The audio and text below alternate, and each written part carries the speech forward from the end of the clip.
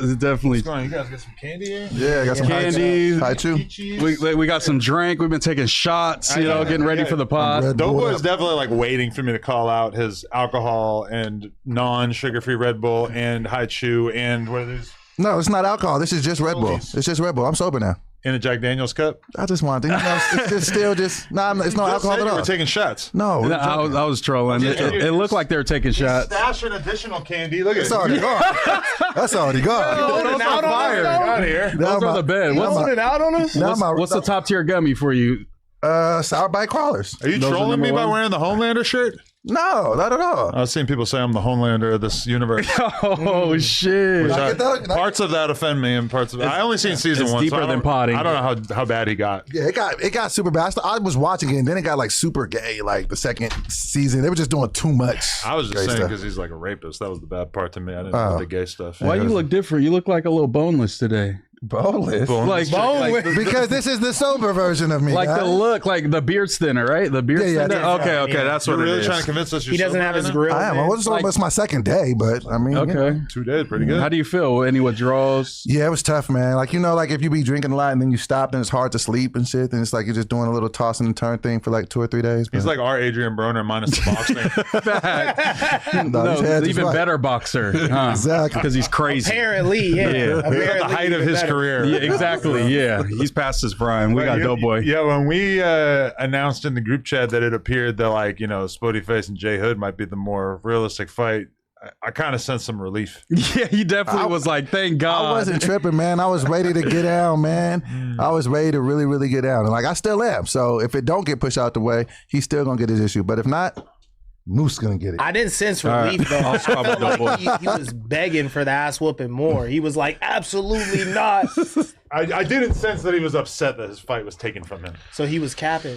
He's definitely putting on a little lion's face, and that. But we could all agree that maybe we could find a better matchup for Doughboy. Right. I could say that much. I think Doughboy doesn't agree. We all agree. We all don't want to see. But he can agree in case it happens. Right. I got it. How many outs has he been given and that he just refuses to take? I mean, I kind of respect it. I don't be taking outs, man. Doughboy strikes me as a guy that's like getting beat to a bloody pulp and like he's like missing teeth and he's like, you hit like a bitch. That's my bullshit to the end. So okay. I was gonna go all the way with it. I don't think he would duck the fight, but I think that once he realized that the fight might duck him, I feel like he was a little bit relieved.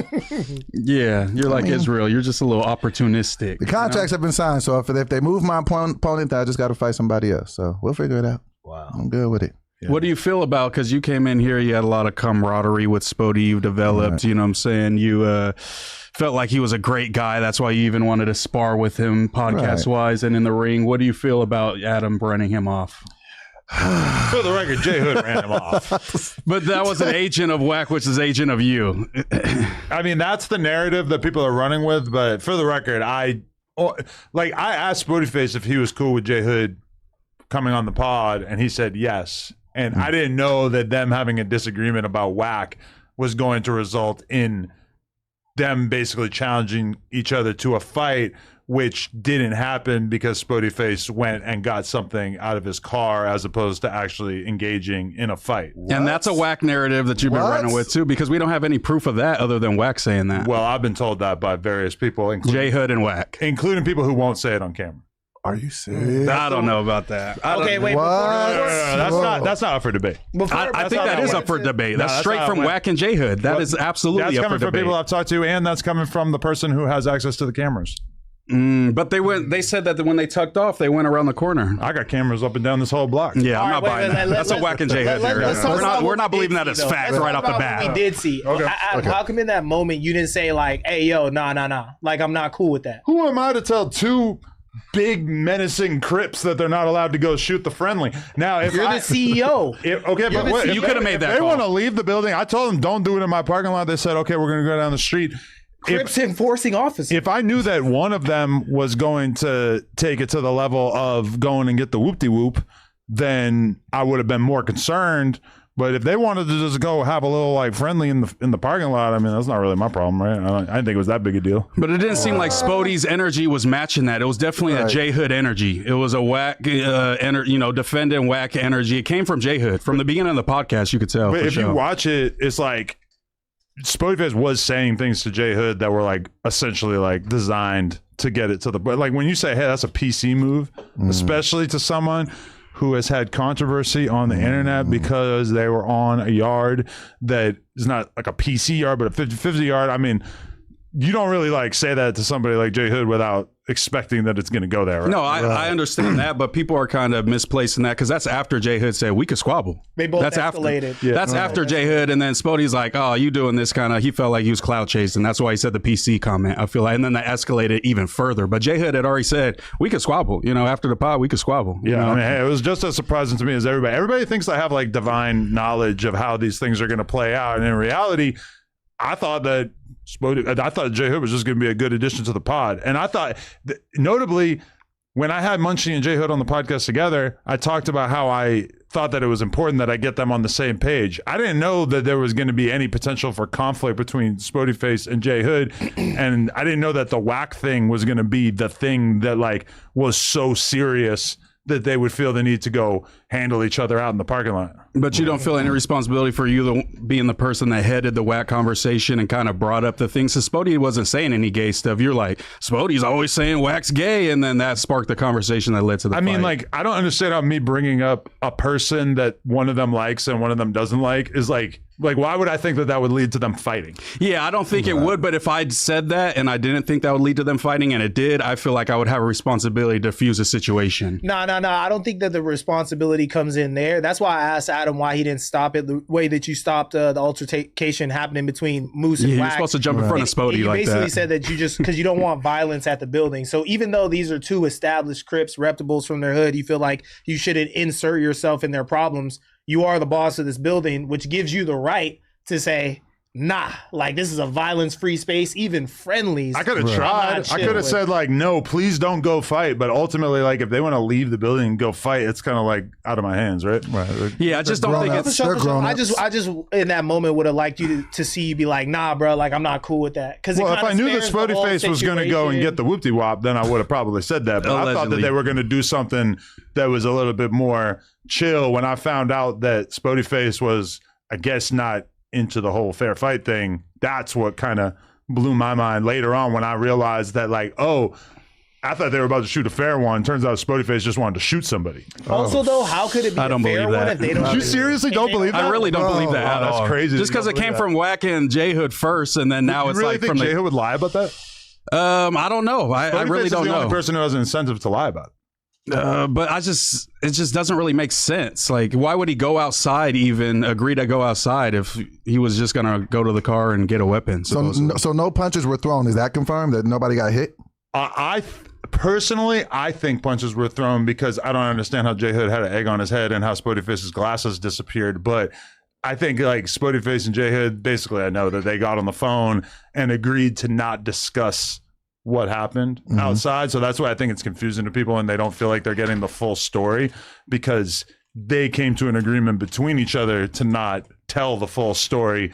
But along the way, various people have kind of leaked the full story. So I feel like I have an understanding of what happened, even though even tomorrow, I don't think J Hood's going to sit there and like give everybody the juicy details that they probably want, you know? It's just still not fair because Spoety doesn't have a whack up here that's going to pretty much tell the story. But in J Hood's favor, he's told me and showed me text messages conveying that J Hood fired on Spoety and Spoety pretty much ducked it and then went and got the blammy or clutched the blammy. That's what he was trying to portray to me.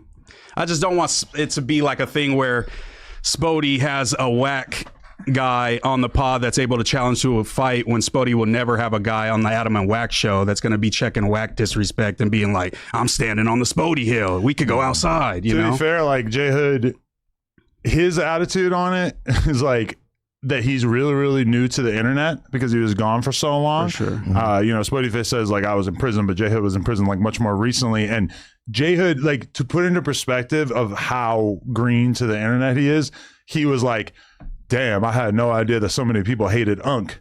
Oh yeah, I seen that. That yeah, shows, he's gonna have a lot of fades. That shows a level of greenness when it comes to the No Jumper fan base and the internet overall. That is like, damn, like he thought that this was something that it wasn't, because I mean, all of us know that the whack hatred is a tidal wave, and I've only seen it get worse since he started doing a podcast on No Jumper. You know, so the fact that J Hood was in any way surprised by that was kind of like, oh, I should assume that you might not know things that I would assume that everybody would know when it comes to the internet, because all of us knew that Wack has, you know, a massive army of people who hate him. Yeah, and that would show that he's kind of moving as a genuine person, like not even really knowing what's going on and still riding for Wack. I get that. I just, you know, I don't want to see fools just challenging each other to fights up here, you know? Yeah, we can do better than that. I think Spotey is a good addition to No Jumper. I don't want that to. J Hood is also a good addition. Yeah. We would be at the strongest if we had both of them, you know? It is kind of funny, though, because it's funny seeing the fan base act as if they're so heartbroken that Spoetyface is not on the podcast anymore, when I feel like he might be one of the most complained about No Jumper hosts ever. Yeah. I think that's how it goes here. You know, it's like, but then as soon as he's gone, it's kind of like, God, we loved him. We're not going to be able to watch this podcast without him. You know, I do kind of have a hard time taking it serious. I do think like the Munchie thing is kind of the more mind-blowing exit, just because that one is less understandable for me. It is. It's hard to fathom that right there. Because I understand his thought process, though. I think he's gotten tired of the plays, and he's not really sure where they're coming from. He's not being informed of the plays that he feels are being ran. But he wasn't really around for I think plays, right? Not too many, but I think just like, you know, Spotey crashing the pod, which obviously there's no issue with that. But he's just like, he's a blind guy who's being, you know, bombarded with people crashing pods. I feel like that's making him feel some type of way. Do you think it was more of him being pissed off at plays and stuff, or the fact that he thinks that Flacco called the boys on him? So I think that's like a play sort of type of thing. I don't think Flacco. I don't think he would. I don't think so either. But he did say that. Saying it like it's weird to me that he believes that, because there was police outside that day. That's why I think. Yeah, but I don't like. Did Flacco even say that? Flacco said it. Flacco said it much later, though, right? He said it in a video. He said that's how I play ball. He said that's how I give it up. Flacco is a psychopath. Because that's what I want to know. I want to know how Adam feels about a No Jumper affiliate going full Charleston White and saying I called the police on that. I think to me it's pretty obvious that Flacco's trolling when he says that. So to me, it's kind of like the more astonishing thing is just that Munchie fell for that. But I mean, in general, like, listen, we had asked Munchie multiple times not to have that shit on him when he's on the podcast. You know, it's not that hard to like give it to somebody else or leave it in the car or whatever, right? So the fact that Vel captured it, it's like, yeah, I don't really have any sympathy for you, because we had asked you multiple times, hey, a strapped up blind man on the podcast is obviously an insane look. It's like, so fire, though. It's okay. No pun intended. No pun intended. But it's ready like, for anything. We asked him multiple times, like, bro, it looks crazy. Like, it was bad enough when you had Brick Baby and you saw it on him a couple times, and we had the same conversation with Brick Baby of like, listen, I'm not going to search you every time you come in here, but if you do feel the need to move around like that, just please do not have it visible, right? And like the fact that Munchie felt the need to do that again, and I didn't see it. I wouldn't have known about it if it wasn't for Vel's little fucking Meta Glasses clip. But ultimately, it's like, I mean, I don't know. It's just, we don't want this to seem like this super unprofessional environment. And we already feel like we've kind of are like turning a corner after the great No Jumper beating that took place like a year and a half ago. And so, I mean, to me personally, as a business owner, I was offended and upset when I realized that he had that on him. So the fact that he quit because of the fact that it was somehow exposed, and you know, granted, you showed up to be on camera for 5 hours on the podcast, and you apparently thought that it was like, you know, not going to be exposed, which it wouldn't have been, I guess, if it wasn't for because it was on his kind of like opposite camera side. It was on his right, and I'm sure he felt like, why would anybody be filming me from the other side when the cameras are over here? Yeah, and I feel bad about having to expose the fact that this is what it's about, but I mean, his clip already exposed it, so it's like I'm not going to just sit here and lie. But yeah, I mean, like the fact that he quit because he was exposed for having something on him that we already asked him repeatedly not to have was kind of mind-blowing.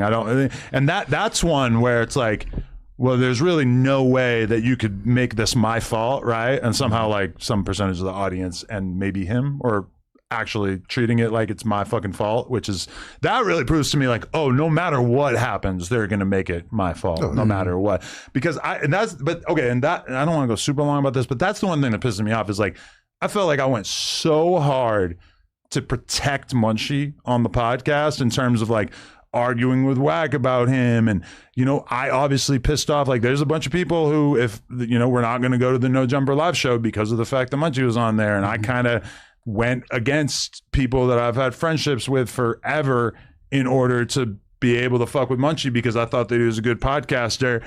And then he quit because he brought whatever on the podcast and somebody exposed it. I mean, it's just like, I don't know. I guess I am just kind of like offended that he would quit over something that was so stupid and also so obviously his fault. Like, I think it would have been much more understandable if I said, like, listen, if this had ended with me saying, hey, we can't have you on the podcast anymore because of the fact that you keep breaking this one rule that we put on you that we feel like makes us look really unprofessional. But instead, he was so offended by the fact that somebody captured him on camera breaking the rule that he felt like that was a reason to quit, which is, I'm still kind of flabbergasted by that. Okay, wait, can I interject right here? Because we're talking about... Your back is to the camera, so shit. You cannot do that. This way?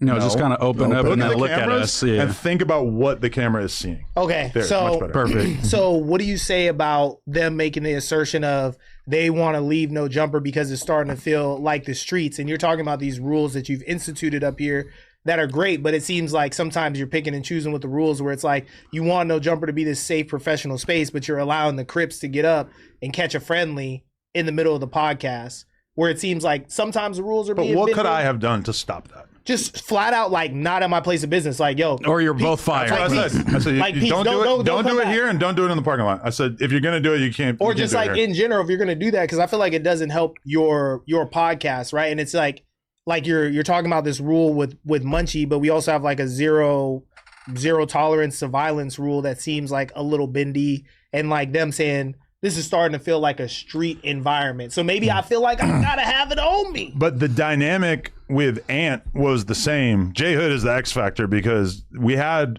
the Tuesday show with 3 different gang members from 3 different hoods. It's only when Ant Hefe left and got replaced by J Hood that it became an issue, which I guess in retrospect, maybe I should have like known that having... Well, I don't know. It's like, how would I have known that J Hood would have been such a contentious figure to them? I don't think you could have known that. That's why in retrospect, okay, the Whack thing, but like, dude, I wasn't thinking about the fact that J Hood was basically like subservient to Whack because of his dad. You know, like that didn't cross my mind. It was only like once Spoetyface and him start getting into the argument that I realized like, oh, this is going to be an issue. But basically, like immediately after that, Spoety and Munchie both announced their departure, you know? So do you think these are like in stone quittings, or do you think that there's wiggle room for these guys to come back? I mean, I'm going out of my way to not say things that are going to make it in stone. But that being said, I'm also like, I'm offended that both of them felt like this was a good enough reason to leave when I feel like I had already like put a lot into both of these people to try to like develop them as podcasters and everything. And also, my confidence and my ability to rebuild is extremely high. And one thing, this is one thing I feel like people think that the No Jumper channel lives and dies by the Tuesday show. Let's look at it like this. Right now, No Jumper, 20 million views in the last 30 days. The Tuesday show, 100,000 views per episode approximately, right? So that's 400,000 views per month. If we round up with the clips and everything, maybe it's like 1 million views come from the Tuesday show every month. That's 5% of the total that we did in the last 30 days. So I like the Tuesday show. It's one of the most fun experiences for me every week to have that podcast. But we are talking about like 5% of the total views that we bring in every week. And with how much bullshit it causes me to fucking deal with, it does kind of make me look at like Vlad's business model where he just 100% focuses on interviews.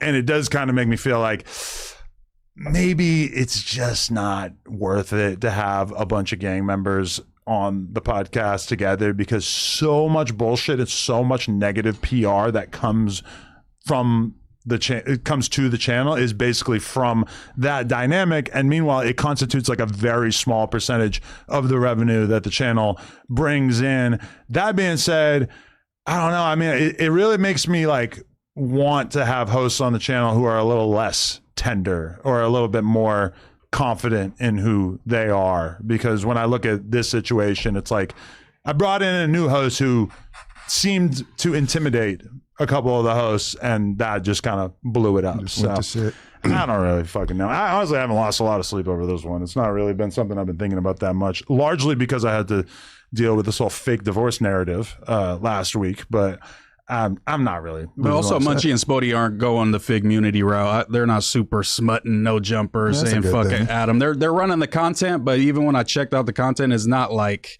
you know, the White Devil narrative. I'm going to be honest with you, I have not watched a single moment of Spoety or Munchie's content since they left, so I don't really know what they've been saying. It's not that crazy is all I'm saying. You know, they're not like scorch earth on you, you know, type shit. And I mean, they said they're not going to go on a no jumper bashing spree. That's what kind of everyone says though, but it reaches a point where like Adam starts jumping out the window and then they go on the no jumper hate spree. Right. And I mean, like, I wouldn't... they're already going to get mad at me for saying the whoopty womp thing about what they had or whatever, even though I'm like trying to not say it as much as I could, but I mean, there was also the B Braze thing with Munchie. He was kind of like not sure if that was true. B Braze was like, "Oh, they switched the seats last second. He was really supposed to slap the shit out of Munchie." And then I just feel like as a was for the record, I know making that fake. up out of thin air. Yeah, that's fake. But as a blind dude, I can understand being a little wary. Where it's like this dude wants to fight Spoety. He's this other guy saying that guy was actually supposed to slap me. You know, it's like, you know, the environment wasn't the most secure. That's why I was asking how he felt about them saying it's becoming like a street environment, because I wouldn't say they're like intimidated, but with gangsters, like they're always putting their rep on the line. Right. Like even when they get on these cameras and stuff, how they represent themselves,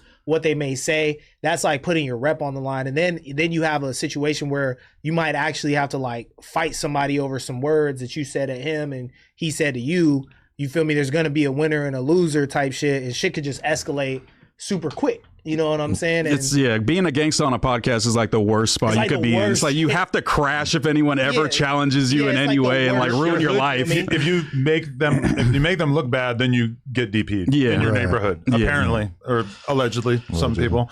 That's kind of mind blowing. That's deal with those consequences. The kids stay out the streets, man. Let me ask you this. Let me ask you this, Adam. Are there any curveballs or surprises that the fans could look forward to for the live show now that we got a few subtractions? Are there any things you got cooking in the back of that brain of yours?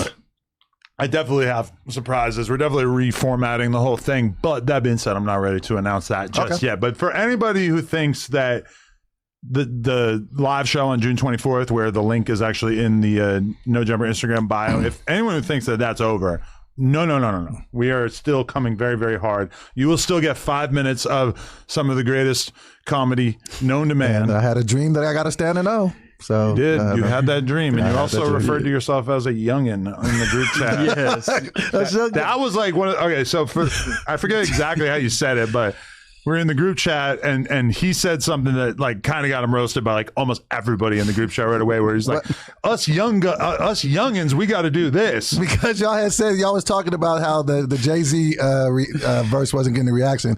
They were like, only the old heads like this. So I was like, yeah, forget you're them like old us heads. youngins appreciate Drake more than Jay-Z. I'm like, crazy. You are 46. Like calling yourself young, and like, yeah, it was like me calling myself young. Like if I was in Congress.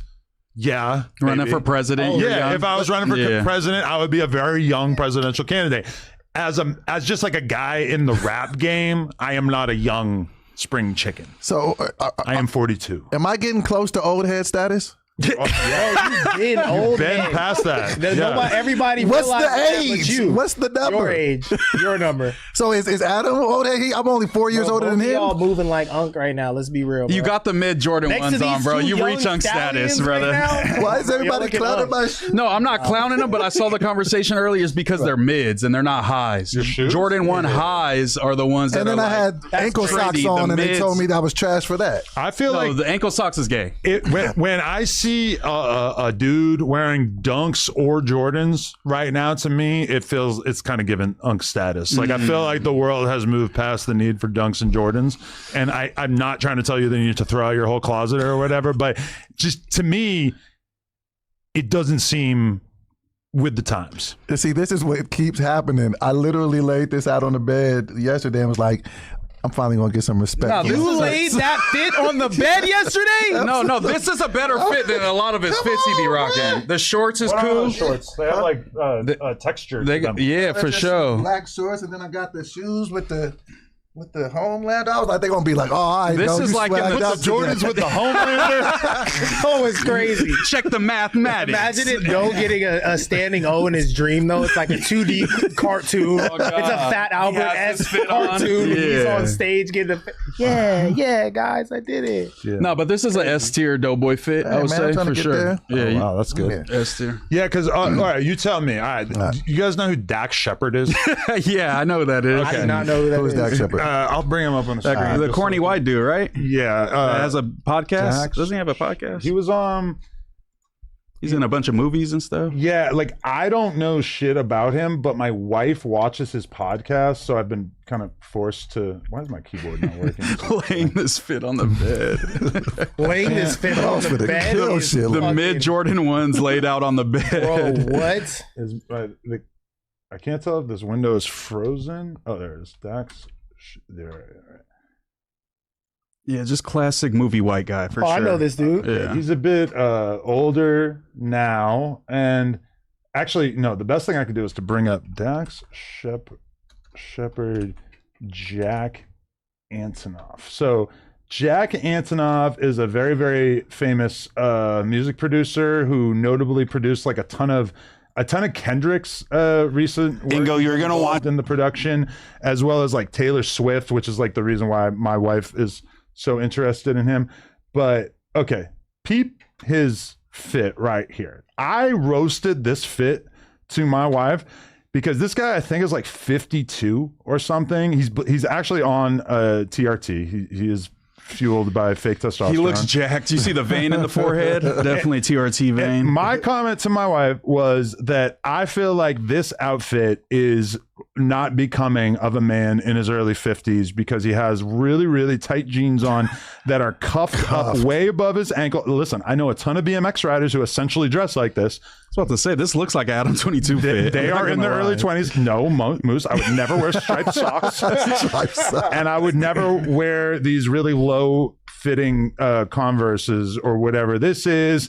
I question if he actually listens to The Exploited. Definitely doesn't. So I basically said that this is not a fit that I would be okay with a man wearing in his 50s.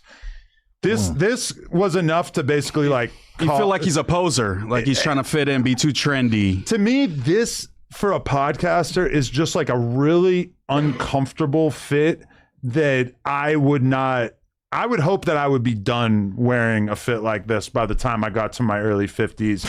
And she disagreed. And it caused, I'm not going to call it a fight, but it caused a little rift momentarily. So she was standing on business over this Whoa, fit. So wait, she what, likes- what did the riff come out of? The rift was that she felt like this is like A just normal, fine, regular fit. just I a think- good outfit. And I personally, and then she pointed at my outfit. Which, Yeah, hell yeah, Lennon. take the Legoland hoodie out of this right now. Let's look at what I was wearing earlier today, just like a plain black FTP shirt. And then I've been wearing Very these small shorts. FTP shirt. I've been wearing these shorts like essentially every day, Very small shorts. forever, for months now. And she's like, well, you're wearing like a fit that a lot of people would You say. look stupid. Yeah, she said, this is not necessarily appropriate for a 42-year-old either. And I said, okay, but this is also the most comfortable thing that I think that I could possibly wear while I sit here on the podcast for like 7 hours doing podcasts today. And I feel like me wearing something like, honestly, my current style of dress is influenced by Dan Bilzerian, who is an anti-Semite. I just want to throw that out there. But then also, It's your favorite part. I like the fact that he, for years and years and years, wore like a plain white tee and a bathing suit. Yeah, I remember those Because to days. me, that's just like max comfort. Like just different color little like neon shorts. And that's shit. what I'm going for. I'm going for max comfort and nothing else. That fit is uncomfortable, and you look like an 18-year-old. So that's your inherent problem with it, is that he's not comfortable wearing It's it. not comfortable, and it reeks of youth. Right. What I'm wearing is the most comfortable possible thing, which again, minus the Reeks a little bit of youth right now with the Legoland. I'm not gonna lie. Legoland is contradictory to what I was saying, but this is the most comfortable thing I could possibly wear while I'm sitting here doing podcasts all day. And what kind of shoes? Let me see the shoes. What the shoes on? Me and Moose, both the kings of ASICs. Yes, sir. Out ASICs here boys. in the field. Okay. Just nice, simple $150 ASIC. Not too Not mad bad. at that. Is he married though? Is he in a successful relationship? He's married to the woman who voiced Elsa in Frozen. I feel like this wow. is like a He's- my wife dressed me fit a little He's bit. dressing like older white dude trying to get pussy still. For sure. I'm not gonna lie. Like he might be in the streets still. Yeah, like he might still be smacking a young Oh, thing. yeah, every I know once in a her. while. You know her, right? She's like Yeah. super hot and wait, no, I Wait, did it why is wrong. she Why did I not write with Jack him? Antonoff? I meant to write Dax Shepard. Shout out to Jack. He got him a little thing too. Yeah, this. Oh, wow. Oh yeah. I don't know shit about her, but apparently She's in a bunch of shit too. She voiced Elsa in Frozen, which basically means that she's a big deal. Oh yeah. Kristen Bell. Okay, Yeah, I don't she's know. been in I a don't bunch know of much about movies her, and shows and but shit. yeah, she's hot. But I feel like this is like the Joe Rogan effect, from the TRT to the corny kind of acid wash band T-shirt to the tight jeans to the low top Converse. This is like bro podcast But format this is gear right also there. just like to No, but me that's when I see hipster. this, He looks like he's in Williamsburg in But if 2008. you look at Joe Rogan, veins popping out his head, tight T-shirt, gripping his arms, tight jeans, But Converse. he is hipster, leftist coded, and Joe Yeah. Rogan wears like Black Rifle coffee coded apparel. I'm just saying the shapes they're pretty much exactly the same.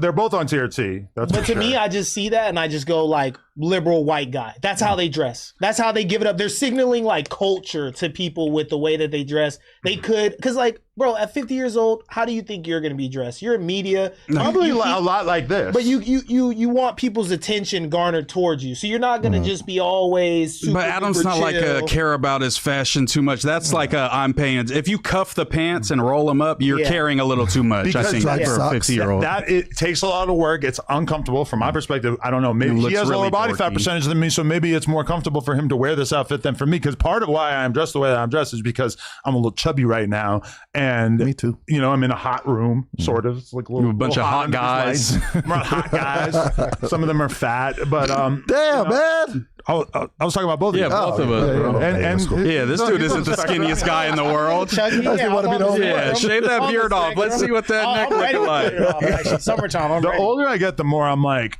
I want to dress 100% for comfort and 0% for like trying to project that I'm part of a subculture, which is what I feel like Dax is doing. I get that, but imagine like just like the generations of dads above us. Like, when did fools just start tucking their shirt into every pair of pants that they wear? Like, why did dads do that and shit? I feel like with the younger generation of people, we're gonna be pushing back and trying to still incorporate fashion into what we're doing, especially if you're media facing. Like, I don't be putting all this shit on to fuck in my normal life. I'm in fucking shorts and shit and a Yeah. t-shirt as well. But if I'm gonna come to Gooning. work, I'm like, let me throw You something have together. to tell the world who you are through your clothes.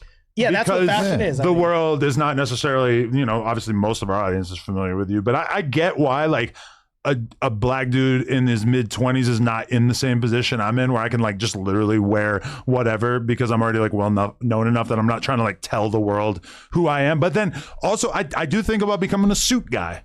That would be hard. Which would be the other version of that, because sometimes like Andrew Wilson, Yep. piece of shit. He's like a conservative debater or whatever. And I just saw a Pretty clip going cringe. around with him, and he's wearing a hoodie in it.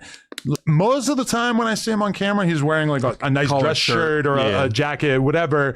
But I saw a clip of him where he's on live stream, like from his own home, and he's wearing a hoodie. And there's like a quote tweet clowning him for wearing a hoodie. And there is like a small part of me that feels like, shit, like, do I want to be in my 40s just wearing a hoodie or a plain t-shirt or never mind some stupid graphic tee every day? Or do I want to start telling the world, hey, I'm all grown up. I'm a serious podcaster now. No, that is true. At like 60, you go one way, whether you keep rocking the hoodies or you drop them, you throw on the sweater, the cardigan, Jordan Peterson doesn't get to be Jordan Peterson, which obviously I'm talking like pre-retardation Yeah. Jordan Peterson, unless he wears a Brainworms. suit all the time, He wears them all the time now, right? Bo Jackman would have never rose to prominence without his suit. Rose to prominence. Adam Jackman. Rose to prominence. All right, let's keep it moving. Yeah. That's cool that you think that. He did a Snapchat interview with Draco one You have time. like He a told me. Mexican podcast with him. Right? I think it's fallen off now. The Mexicans you're over did not it? show up What to work. happened? Not The pulling up? Mexicans don't show up to work. You should have gone to Home Depot and got a couple more. I actually have one on Almost Wednesday with did some it. other Almost Mexicans, did it. so it's all good. Podcast, yo, who's got good English? Podcast, let's go. Okay. We definitely can rock out Yo, like is this that. like a socioeconomic thing though? Because like all you dudes got a bunch of money, and are y'all like hating on each other? Like, look at that fucking band shirt acting like he's like some Seattle. Yeah, because he punk could just be rock. like, look at his little tiny FTP Yeah, like, shirt. He's put fucking on a all fucking his suit, stupid bro. tattoos. Put on a suit or put on a plaid t-shirt that costs way too much, but you're still being classy. Is this some socioeconomic stuff? Look, I'm not against. Oh yeah, I'm totally fine with him wearing the Exploited shirt, even though I've never listened to the Exploited, and I assume that the music is ass. But like, it's just the tight jeans and the high colored socks, Yeah, like the socks is stripes. Wild. And then like the shoes that are super. I don't like wearing like tight fitting low top shoes like that. Like to me, that's super uncomfortable. Damn, Yeah, I it's literally not have swaggies. these Chucks on right now. Like, we have on the The exact same one. fucking You do, shit. yeah. I don't know if These this, are Moncleese's though, by the way. These are Oh, hey, Moncleese's. my bad. I don't know if it's my age or my thigh size, but like I'm starting to move your away thigh from size? jeans. Like jeans is No, just it's a little the size. It's like I'm going to like joggers, shorts, but like we need to jeans? move away from the jogger. Joggers are so old school. Like we all wore joggers in like 2017. 2016. Yeah. Yeah. But do you like jeans anymore? I hate You don't even have jeans. to have jeans, but it's like Not I joggers. like want to consult you on the fashion a little bit, Doughboy, because I feel like I could get you Fat There we Boy go. Flyer. You know what I'm saying? You know, I We'll go. got you. All right, for sure. I got you. Well, I feel like came in here looking like the polo bear, bro. You gotta Oh God, yeah. Oh gotta God. stick with Oh, look at this. So I asked ChatGPT, are Yeah. joggers out of style? Joggers are absolutely still in style. Yes, go. they Having are. evolved from purely athletic wear to an athleisure staple, I think they're thinking of like a different style of jogger. we go, Gemini. Because they're thinking of like Lululemon type joggers. It's right? definitely a woman in the picture wearing them. It's a woman. Yeah, ask for, Ask for men. I don't know about 4 black I men fucking hate in their joggers. 40s. I hate joggers. I liked the jogger era. I used to wear them like literally every day. I just feel like they have had their run and they're over. But Lace up my Roshi runs with my joggers in 2016. my whole thing Great with time. podcasting in general, though, is this just like I like to dress for comfort purely because I just feel like I have nothing to prove here, and I'm going to be sitting in a chair for 6 hours a day. I might as well be comfortable. Right? I think if That you were is a single, fact. you'd be acting a lot different, though. That's what I was Wow. literally gonna ask if the divorce fucking allegations were true.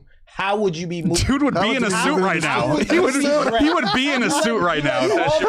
No, you Adam Peterson.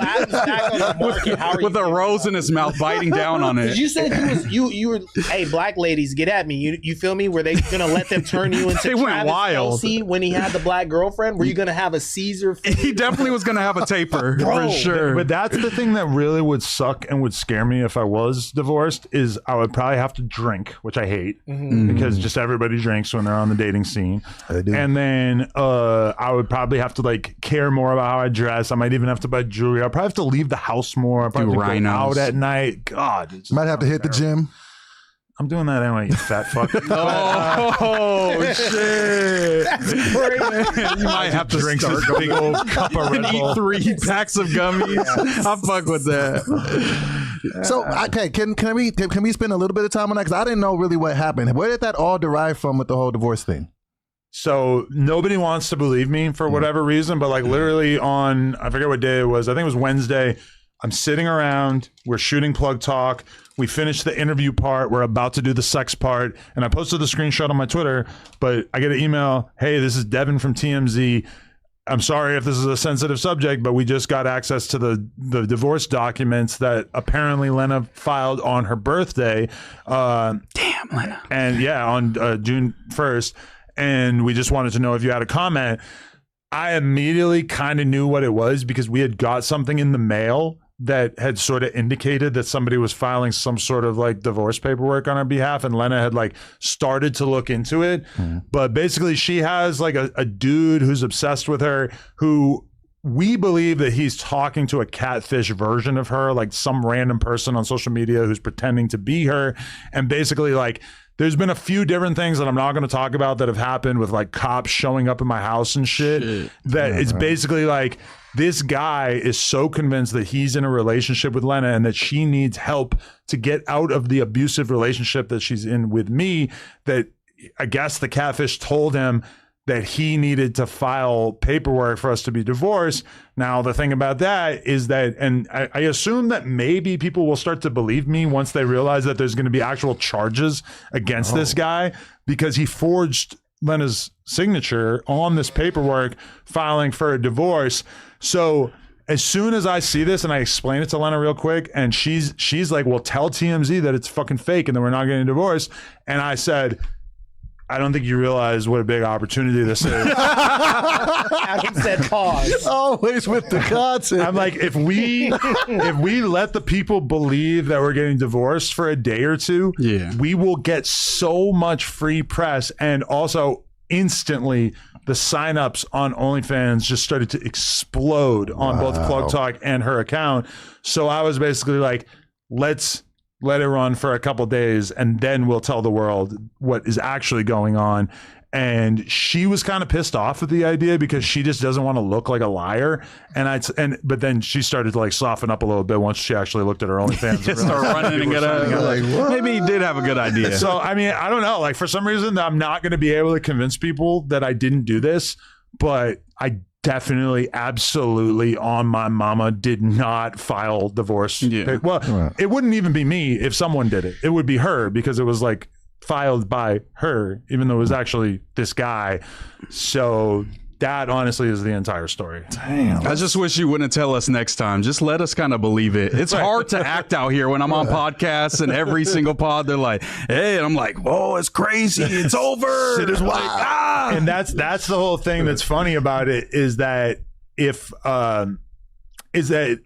not like I didn't tell anybody. Every group chat that I'm in my BMX group chat, the No Jumper group chat, I have like a media group chat. Like people think that like Academics is this fucking sleuth because he figured out that it was fake. I fucking told him. How do you feel about that? Him just airing it out, not even giving I told him. I know. I told him. I know, but did you give him the green light? He did. He gave it like 24 hours, and then he. No, dude, he debunked it that night. Like he debunked it the day. I mean, I don't care, because if you're friends with Academics, you just have to know that he's not going to keep a secret. He told me that like the only thing he ever kept a secret on his entire life was Drake flying him out.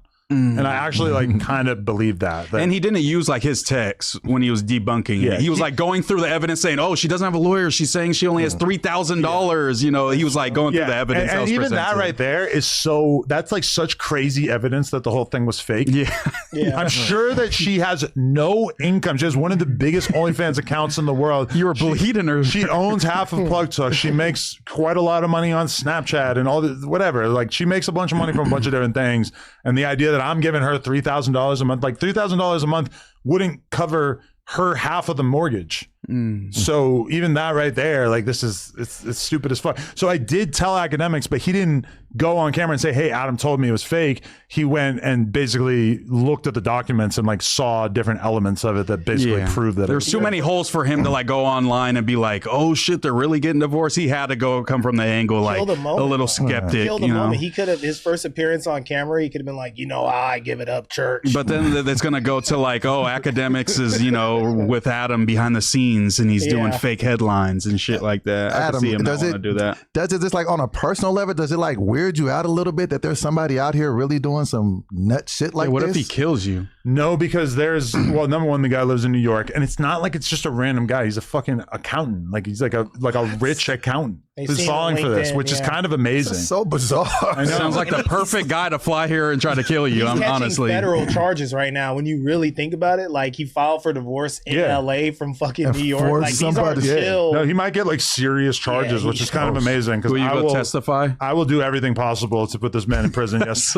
but no, let him off and fight him on brand risk. No. But that's make him famous. Is that this is not the first time that this kind of shit has happened to us, because there's always like, and any girl who's like big on OnlyFans or whatever knows this. That they got stalkers and shit. Yeah, it's kind of regular, which is sort of bizarre. But I mean, it is weird because you'd think that it would be kind of embarrassing if you were somebody like, oh, I don't know, T-Rel, who made like a video like celebrating my divorce, which I didn't watch it, but I assume that it's cringe.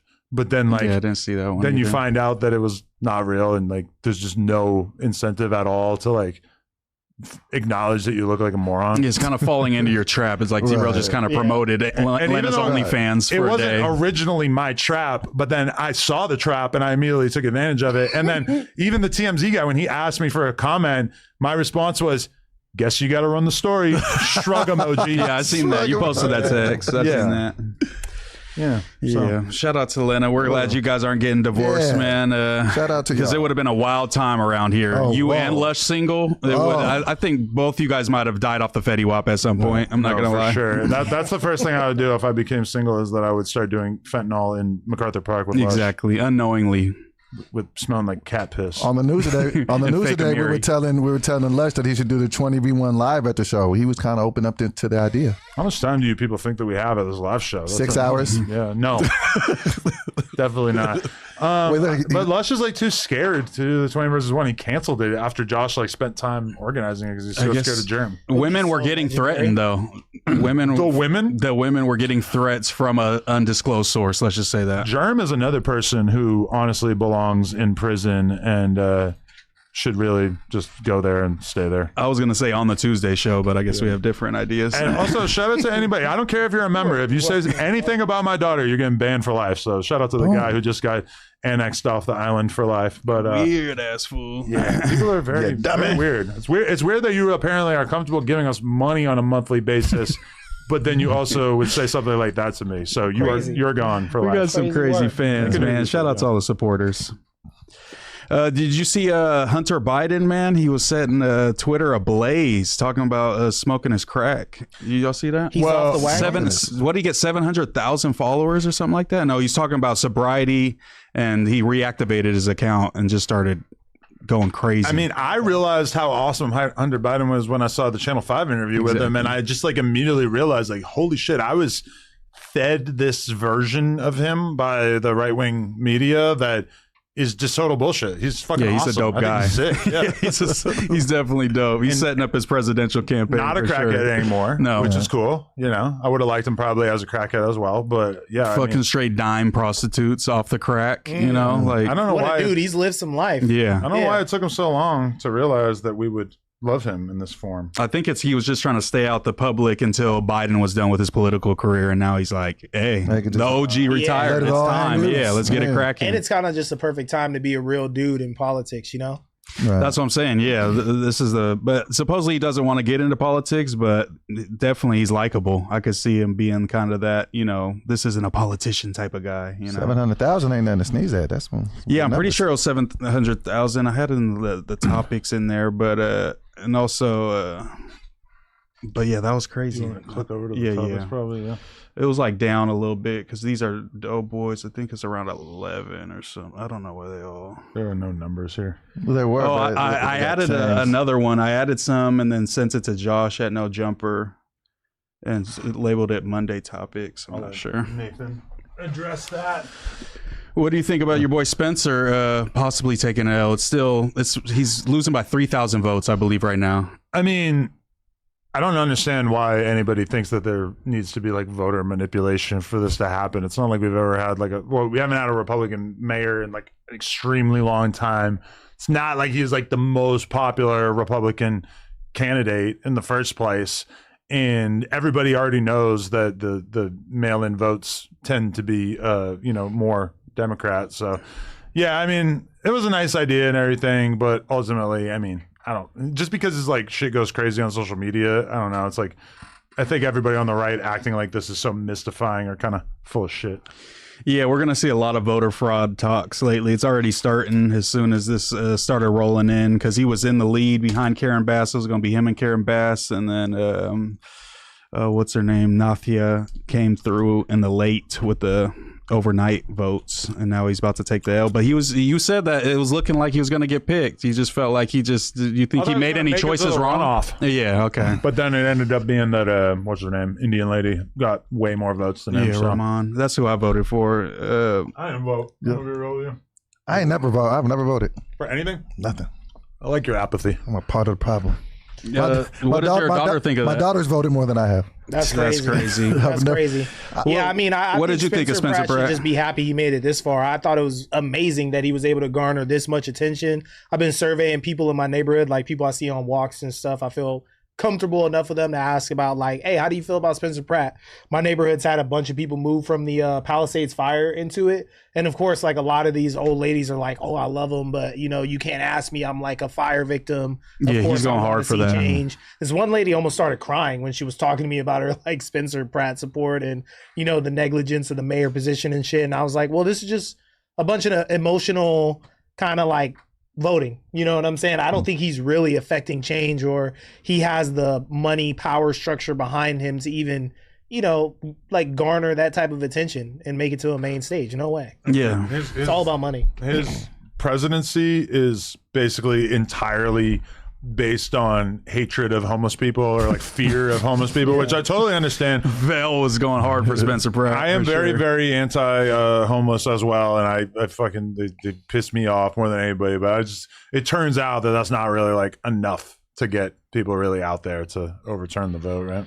Yeah, because the same thing, like I have the same criticism. I agree with Ricky. Just kind of like he sounds good, but then it's like you look into kind of policy positions and like how he's going to get it done. And it's kind of just like, trust me, bro. You know, I got this. I got y'all. And it sounded good. I heard he also went hard on like the online, like kind of clip farm kind of campaigns to where he seemed a little larger than he really was, like the support that he was getting. For sure. Even up here, he just seemed out of his depth when you guys were asking him certain things. Just basic questions, and he was just like, I have a billionaire friend, dude. He's about to drop the bag off on me. We're about to get these homeless people out of here. Trust me, dog. Where are you going to put them? Trust me, dog. So they're not sleeping outside at the 22ster's house, you know? Just like, he's passing off the ring footage.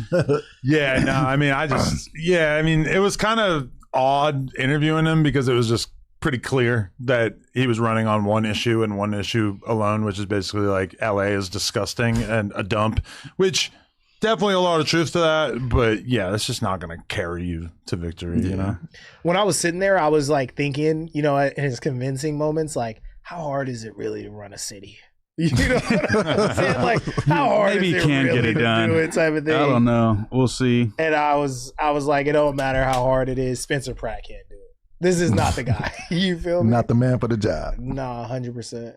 Yeah, and the Indian girl's like a city planner and stuff. She has a pretty good like. Yeah, that's who I voted for because I haven't heard the best things about Karen Bass, even though you know she's running Democrat and all that. But she's had her chance. You know, it's always nice to try somebody new. You know, switch it up, so we'll see. I mean, I would be lying if I said that I really was like paying that much attention to the fucking mayoral race. Like, I didn't even know who the mayor was until a couple months ago. So yeah, I just moved here a few months ago. I had to register out here and do all that for sure. I had to do the research. In our politics. Facts. That's dope, I got to. I get straight to it, man. Yeah. I seen you on the Grand Post, and I was like, "That's what's up, man." Yeah, I'm not like you sellouts, just moving down here and not trying to. Well, at least I try to balance it and not complain about shit. I just okay, I fuck with that. Yeah. at least I'm ignorant as fuck. Yeah. At least I don't know anything about it. Fuck it. Yeah, fuck the homeless. I was like, go back to making fun of me. I don't want to talk about this. Say something mean to me. I like how Vel has decided to make a return to the streaming world. Yep. And he like had a spot in the hills where he was going to do his big introductory I was going to pull up. I'm glad I did it. He looks tore up, he said bro. He took a perk and passed out. Like he took like a fucking shot or something off the perk and just died and just could not do his stream. So back to the drawing board. Perfect for Vel's first stream. Yeah, no, he was sitting on the ground. Like they're like, Vel, he's like, you know, straight caveman on him. What story did y'all see this on? I saw it. I forget. He was just like, yo, anybody pull up? Yeah, and then he was like, I forgot I took a perk earlier. And then I started drinking, fucked me over. Was out of there. What do you think about Vel? Because Vel's always been like a likable character of the No Jumper universe, probably the longest standing without a lot of flack. And now the fans are giving him a lot of flack as if he was... There's a conspiracy that Munchie put out there that he was working with Flacco to take that video of the weapon so that Flacco could call the police and incarcerate Munchie. I mean, I would bet money that Flacco and Vel have never had a private conversation. I think so too, but it was funny because Munchie was like, I go on Vel's Instagram, he got pictures with fat ass Flacco on there. I'm like, what picture? He's like, it's from the live show 3 years ago, bro. I was like, Vel, what's up with the picture? He's like, bro, that's from fucking 3 years ago. I'm like, that's crazy. That's dope. But I mean, like, okay, if I have the meta glasses on right now and I do a little clip to promote the live stream and I just go like this, are we really supposed to believe that this is like an act of aggression, that he was trying to expose Munchie? Like, I guarantee he didn't notice that shit, and so he posted it, which I feel like whatever you are presenting yourself as on a podcast, that is shown on camera, that you can't complain about that. I mean, I know people like to say that I don't like to take accountability, but I feel like that is one person's fault and one person alone. It's not Vel's fault. Right. I love Munchie's the idea of Flacco just being so in tune with the live show, Vel's story, everything, and just He being on like, it quick. He is like a board That's with my a bunch work. of pins Yeah. and like yarn Yeah. tying them oh, together. it's time to play ball. Yeah. You feel me? I know Munchie would hate to hear me say that, but something about that is just so fucking funny, bro. But no, yeah, he's up on Vel, y'all. Vel definitely had no malicious intent behind that. Nah, Anybody that's that knows not Vel Vel's for fucking character. talk to him for 30 minutes know that Vel wouldn't do no fuck shit like that, or even work with Flacco and be on police shit like that. Right. That's Yeah, that crazy. don't seem like Vel's character at all. Yeah, he definitely did not mean any harm. And if anything, I should be thanking him because he exposed that one of the hosts had broken one of the only rules that we had placed upon him, where we asked him, please don't have that when you're on the podcast. And I mean, apparently that's like too much to ask, because I felt like it made us look insane to have that going on camera. A little crazy. Yeah, I think Munchie could have just easily been like, "Hey, Vel, there's something that's showing in this that I don't want to show." Vel would have been like, "I'll delete it right now." I think it could have been as simple as that, and we could have avoided all this. I guess it and all wasn't this. his glasses. I guess he had Yeah, taken he his took a phone out. phone, yeah. But either way, so he's supposed to notice the like 1 inch of No. black Right. material that is sticking out of his pocket. Like, Which he filmed Munchie for like less than 2 seconds, Right. probably. It's Super the classic. I'm showing everybody on the pod, and then flip Yeah. the camera to myself. I'm on the pod. You know, it's like at least Yeah, but Spoetyface had to go Munchie's to his not in- trunk to get it. He's not in tune with the Pull out the environment the way bazooka. that we're in tune with the environment. You feel me? So like, obviously, that's just gonna be like liability in his head. Like, what the fuck? Like, yeah, because he can't see him recording. Maybe Munchie would have seen him and been like, "Hey, bro, you know, don't record me." I like the idea that I'm like supposed to lie on their behalfs. Like, I'm already like not saying the word or whatever. I'm like not like giving anybody like a direct quote, but it's like we all saw it. We all saw the fucking screenshot in the Reddit. Am I supposed to like come on here and just like lie about like what happened when it's already been like very well documented that like that's why Munchie got mad? That's what he was offended by. It's always going to go back to the street dudes as like the frosty Pokemon thing. Like, Adam, you're the one amplifying it. You're the biggest voice. You're going to put it out to way more people than if the Reddit just saw it. Yeah, it's just so much easier Can I to get that fucking can? blame It's empty. to blame the white man than to like take some accountability. For me personally, if there's anything I kind of learned from this, it's that I feel like every podcast on No Jumper needs to have a smaller percentage of gangsters. You know, like 1 is okay, 2, This is our one. that's our gangster right Yeah. there. He's got bodies. Throw bullets. It's just like 1 is good, 2 okay, maybe, 3 no. 3's not going to work, especially if 1 is like noticeably more turned up. That like, because I feel like J Hood is just like fresh about the slammer. Yeah, Like they he's need to be just- on the same page of streetism for sure. Honestly, I in think their that's life. a problem having Lush and J Hood on the same panel. I feel like. Yeah, that's 2 gang members ready to go at it. Bro, you know what I'm saying? Lush been throwing up the 5 a lot. I have an idea that I think could solve the Let's go. potential weapons being brought in by any potential host. Yeah, don't do Oh it. my A wand, Don't a do security it. guard with a wand, a metal Just detector. hear me out. Just hear me out. All right. I hear you. You got to get If it was my building, no. Cash for It guns was like my Obama building. did. I would make a zero tolerance of you can never have a weapon on premises. I would have one door that would be the talent that you can only enter to this door, and I put a metal detector on it. But then who's going to operate the metal detector? Well, no, you just have some. Just whenever they come in, you just got to walk in. Just have somebody just come check. Just make sure they're good. All right, go And then ahead. if you do I don't bring think a you've gun thought in, this through very well. I thought it too. I don't think so, because who's going to operate the metal detector? Do you really think that we want to be like, and also people are going in and out all the time, because like, keep in mind, Yeah. DW Flame's first time on the podcast, we had security that day who wanted him down and basically told him like, you got to go back to the car and put that in the car. And then while he was on the podcast, he sent his girl to the car to get it and bring it back in just to make sure that it was easily accessible for him, which I don't really understand why this is such a big deal for people like on a podcast, that like you just feel like something might happen that you're going to have to shoot somebody on a podcast. But yeah, I feel like, you know, it's just like, I don't know why people are so devoted to this, like why they can't just listen to it. Which, granted, like most people, like even with Brick, like we had that conversation with him a million times, like multiple times, and eventually he abided by it, although not the time that he was with loose cannon and stuff. But it's just like, I don't know, I'm kind of growing like sick of dealing with this from so many people. So it's like, for sure, like my appetite for bringing like gang members on, J Hood did not. Right. He told me, or if he did, it was hidden good enough. It's like, if you are, then make sure it ain't poking out and showing. exactly. If you're gonna do it, have some fucking tact about it. And don't have it. You don't. No, that's a good rule at least. Why is it poking out? But I think we could maybe add on to Doughboy's rule. Okay, we have the metal detector at the front door, but we also have a no jumper armory inside the building. So if you sneak a gun in, we all run to the armory. We grab weapons, have shootouts within the building to neutralize the person with the gun. What about a no jumper gun buyback? Yeah, bring it back. We'll give you. I stole that from the chat. That's what I'm saying. We definitely need the gun buyback. You know what I'm saying? If you get caught with it on the pod, we have to buy it from you at a premium. In general, like we can make sure that all the gangsters stop having guns by just buying them back. Come to No Jumper, bring your guns. You know what? Bring them. Bring them. I like the idea of Doe doing the pat down at the door. Sorry, Killer, you gonna have to put that back in the car. Puts his hand on his chest. Hey, boss, You know I would. Normally I would. Normally I He's would. gonna have fingerless gloves for sure. You know, he's definitely gonna go all He would out. have been a good security guard. Absolutely. Yeah. I did a security back in the A day. neutralizing glaze. A neutralizing glaze. You ever do security? No, I've never done security. Never done security. I did like one day at South by Southwest. Were you sure? For real? No, definitely not. You're just run of the mill security or like an artist security? No, I was like checking IDs at the door, at a bar, at a venue. Okay. And then had to do a little like regular security. But for sure, if anything had gone down, nobody had prepared me for anything at all. Like if somebody had done anything like out of the ordinary, somebody brandished a gun, I would have. You've been a female CIA agent on him. Nobody gave me any instruction about that. Volunteered to go to the music fest type of thing. It was one of those. My neighbor basically was like, yo, you want to make $10 an hour doing security at this venue for South by Southwest he worked at the venue. And I was like, okay.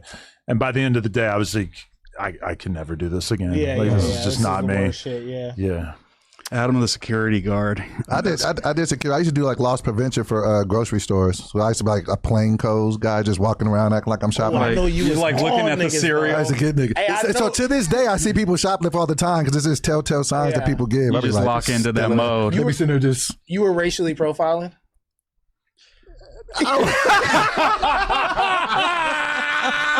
He was on the way in. That's got to be part of the job. If you're not racially profiling, you're profiling about everything else. Did you get fired because you kept eating the food? No. I was going to say, you were definitely crushing gummy worms and stuffing them in the back. He figured out a system to steal. Oh, God. We did used to steal food all the time. So we were stealers. Me and my boy. Like I wasn't drinking back then. But Give me I was that like, chicken. And then he's eating it in the back. He be Who's the stealing. worst offender, Doughboy? And how many on-feet chases did you have? Was it 13% of the population? I ain't gonna lie. It was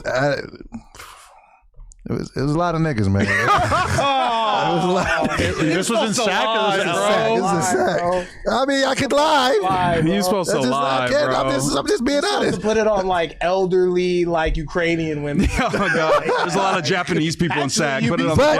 Japanese But people. in my defense, the safe way that I was at was in the hood though, so it was nothing but niggas. So you know, What was the I would one say like near Broadway over there? yeah. So you know what I'm saying. So it was a couple of them too. It was a couple. Like, how were you dressed? You I know would just how- dress regular. Homelander shirt, jogger Yeah. pants, And then I would have Jordan to wait ones. until they tried to exit the store. And then, like, as soon as they go, you just walk up to them, you just grab them by their arm, like, hey, I need you to come. You show them your badge. So you were allowed, You grab their balls.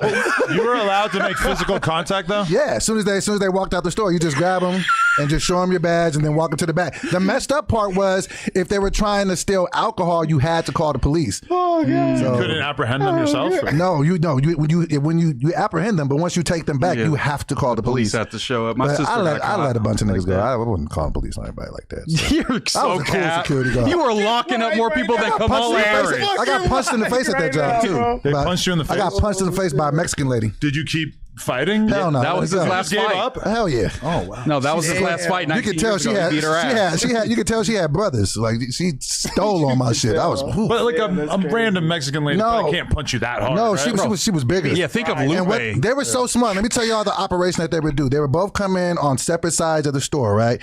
Like it was because it was a team of 4 of them, and we knew about them and we had heard about them. One of them would come in with just a basket. The other ones would come in. They would grab a bunch of bags, and then they would go fill up stuff in the carts, and then they would push one of the carts into the bathroom, and then bag up the groceries that they just did, and then they would walk out. So we seen them doing it. So I go outside, try to do this shit, and grab her. And she just turned around and just took my shit, and I was just like.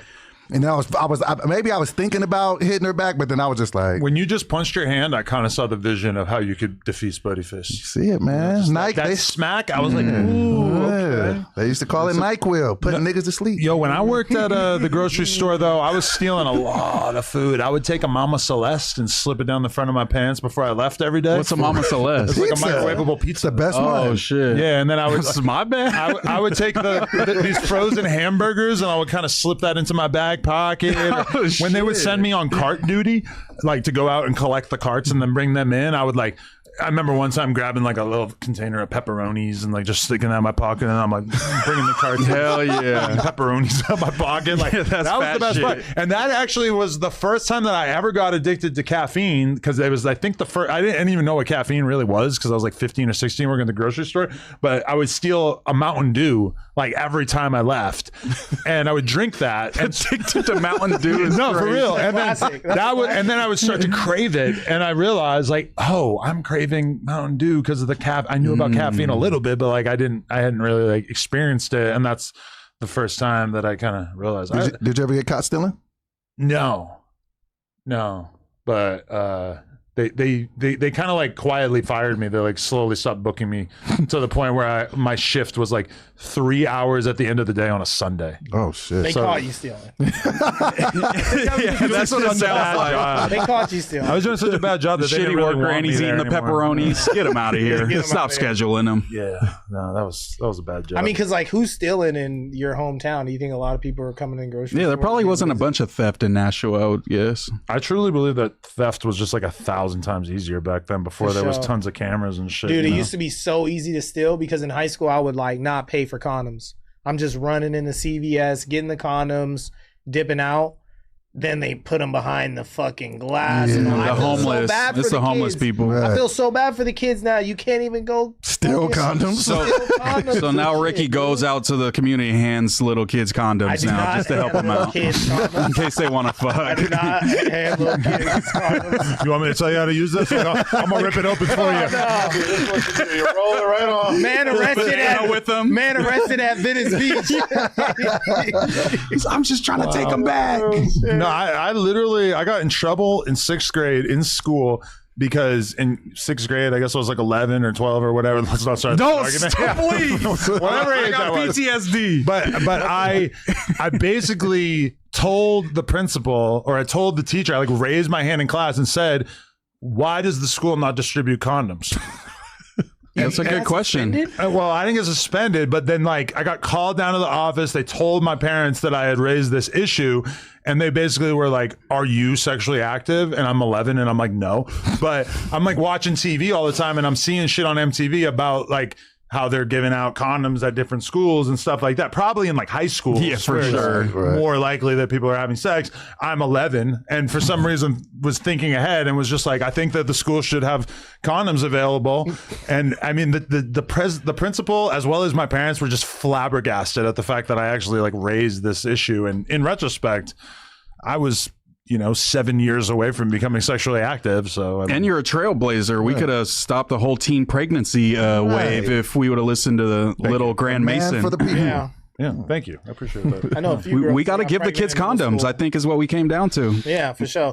I actually couldn't Or just afford tell my them to first wait. pack of condoms before I started stealing them, and I told the dude at the counter at local grocery store, I was like, he's like, yeah, you're short like at $2 or whatever. I was like, that's good. He's like, no, wait, buddy, let me just. You're like, I'm a raw dog. Yeah, I was like, it's good. I was trying to go wrong. Buy a couple Yeah, McChickens yeah, instead. Yeah. Get a little dive sack afterwards, and he gave it to me. Did you use a condom? I never really had a condom phase.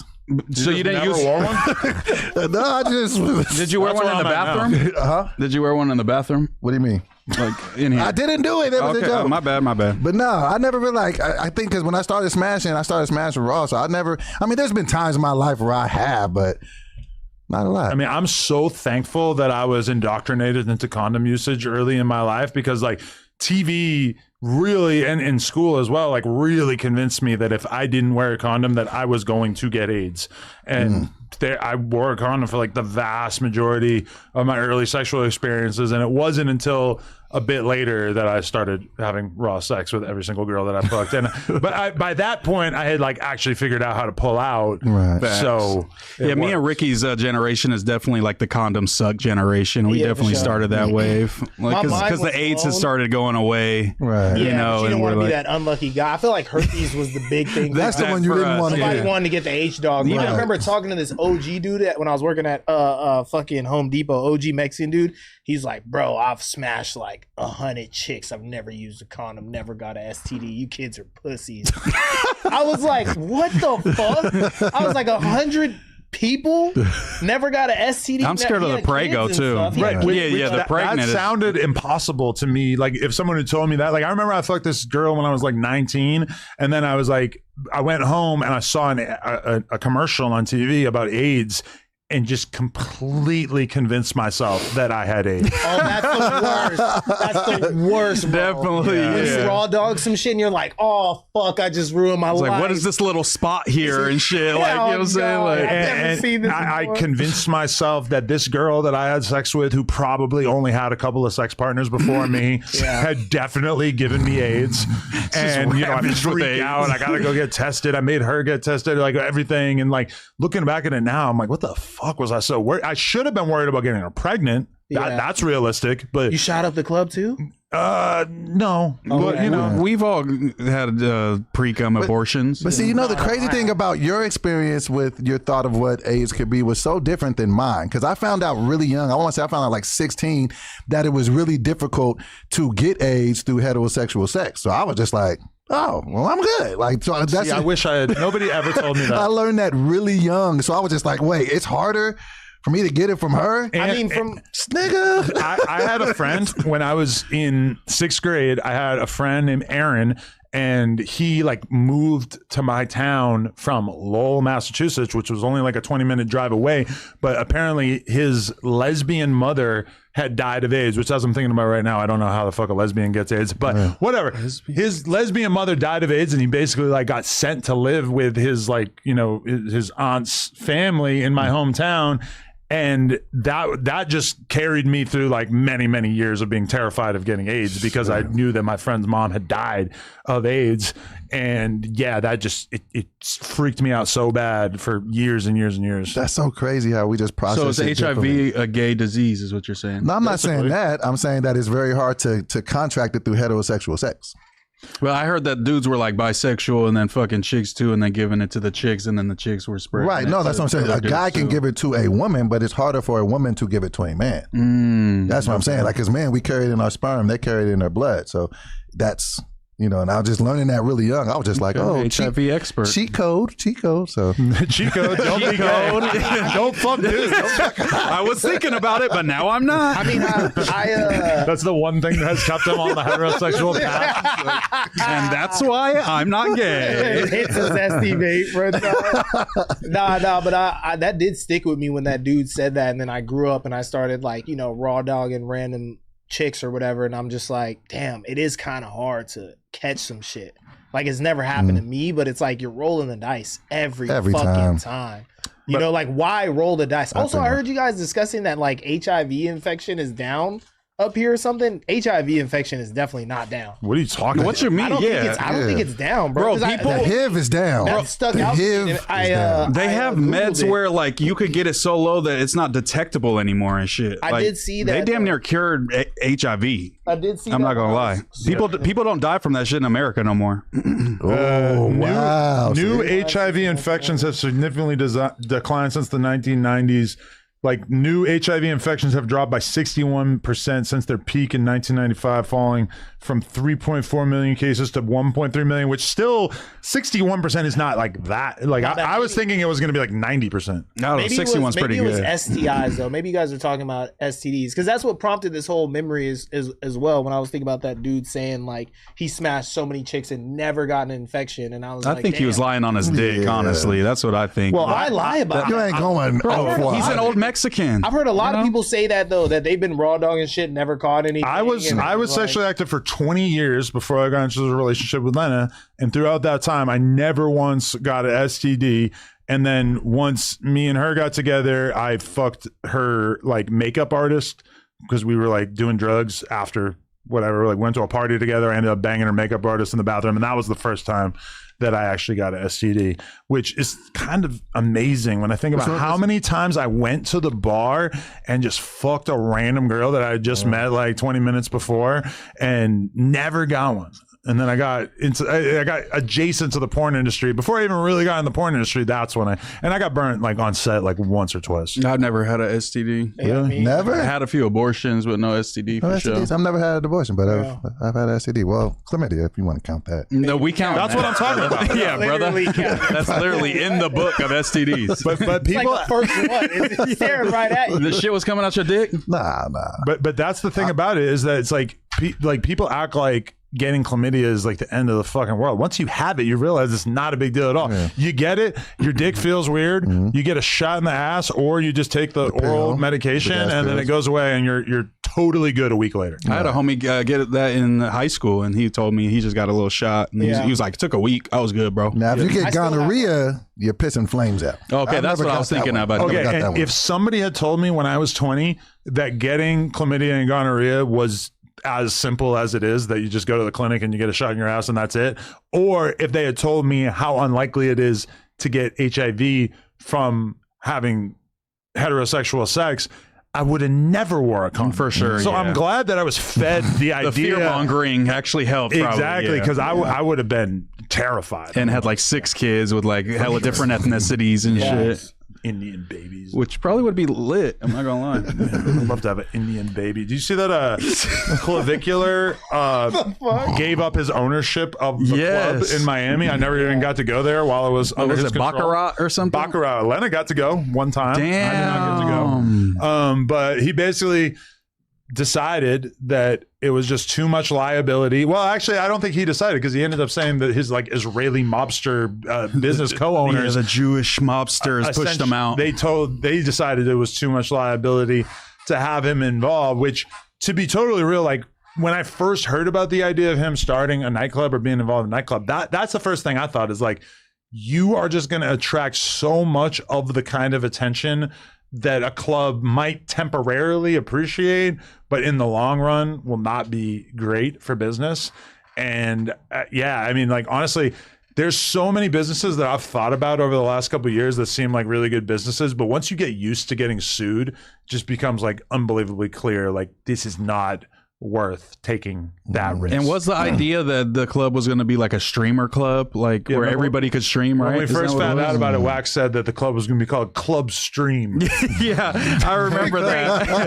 That's why Wax cannot be in charge of your brand. No, he needs to be in charge. Club, but apparently there's clips of him going around telling people to cut off their light at the club, like, you know, the streamers, like cut off your light, dim your light and stuff. So how does that that's the other problem that immediately occurred to me is like, when you go to the club, like, granted, I'm a content creator, so I'm already like prepared for this or whatever, but you know, everyone in the club is at the very least drunk, and a lot of people are doing coke, a lot of people are doing ecstasy or Molly or whatever. Last thing you want is to be recorded by 100 people committing crimes. That's what I'm thinking. Everybody's committing crimes in their section these days. Yeah. So I mean, to me, from the very beginning, I was kind of questioning this idea, but like probably like 5 times this year, I've had a business idea, thought about it a day or two, and then went to ChatGPT and asked it about that business idea, and within like 2 minutes was like, oh, never mind.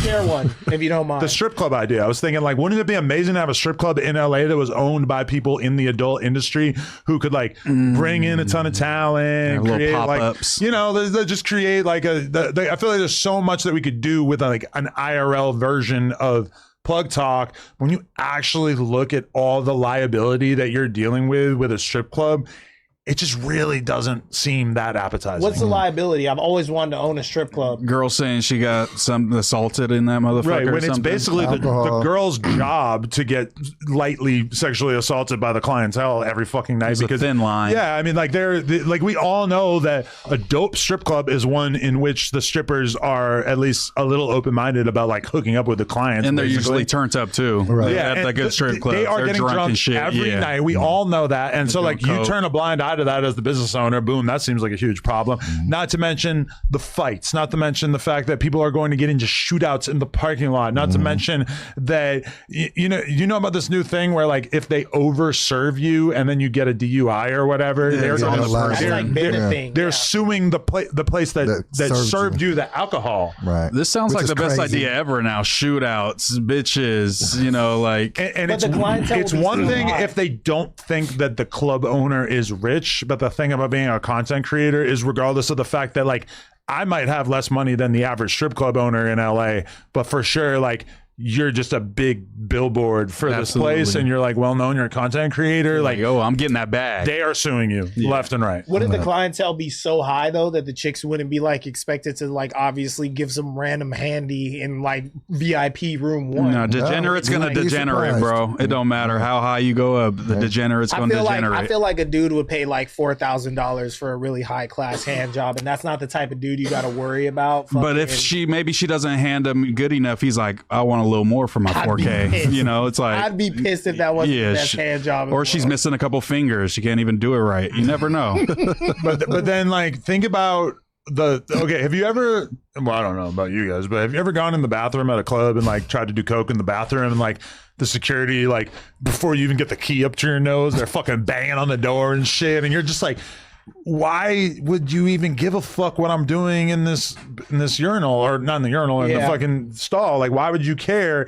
And then when you start to realize the insurance issue, you realize like if the club creates a hospitable environment for you to do drugs in the bathroom, then you're basically like asking for a lawsuit. Might have a lush OD in I'm not there. gonna lie, when you go out now, bro, you just see people getting zooted on the like dance floor. No, for sure. People Yeah, aren't yeah. even going to the fucking bathroom. gas of this And shit. I'm thinking like, how the fuck is this shit happening? And I'm That's like, dude, Doughboy. all these places need so much money to survive that everyone's just turning the blind eye. Like it started with people just smoking weed in spots, Yeah. and now motherfuckers are just, you know, It's like if that's what we need to let them tuned up do in for front them of to the pull bar. up. Like, oh Let's shit, do it. beep, beep. Yeah. This is crazy. And it's easier to do drugs in public now too, because like I see people like out at the club and they have like a little bottle, The around vial, fucking neck. type the little shit, yeah. vial. And it's like Coke, it's like vapor Coke, so they fucking will just do that real Little quick, and it's like fucking the same thing vampires. as taking a bump. Yeah. And I'm just like, oh fuck, like that's how y'all are doing it now. That's like so much more convenient than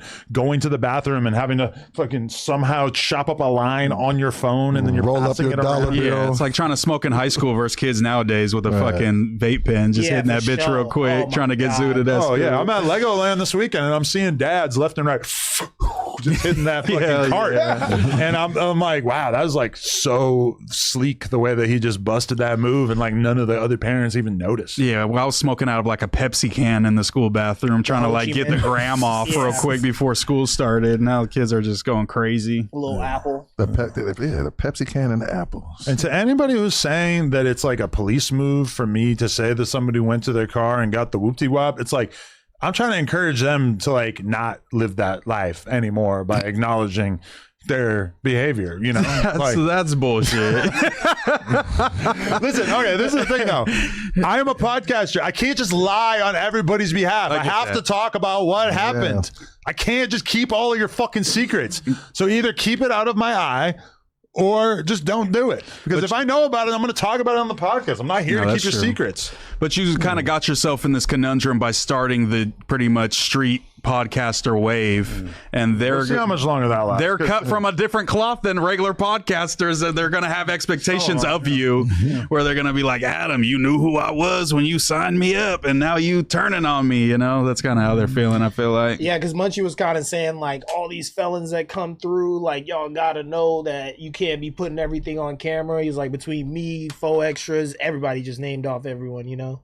that they feel like this should Doughboy. be fell in Fort Knox, Doughboy as well. Right, but the thing is that like none of those people, like if 4 Extra has ever had a gun on him coming in here, I never seen it. Right. If any of his homies ever did, I didn't see it.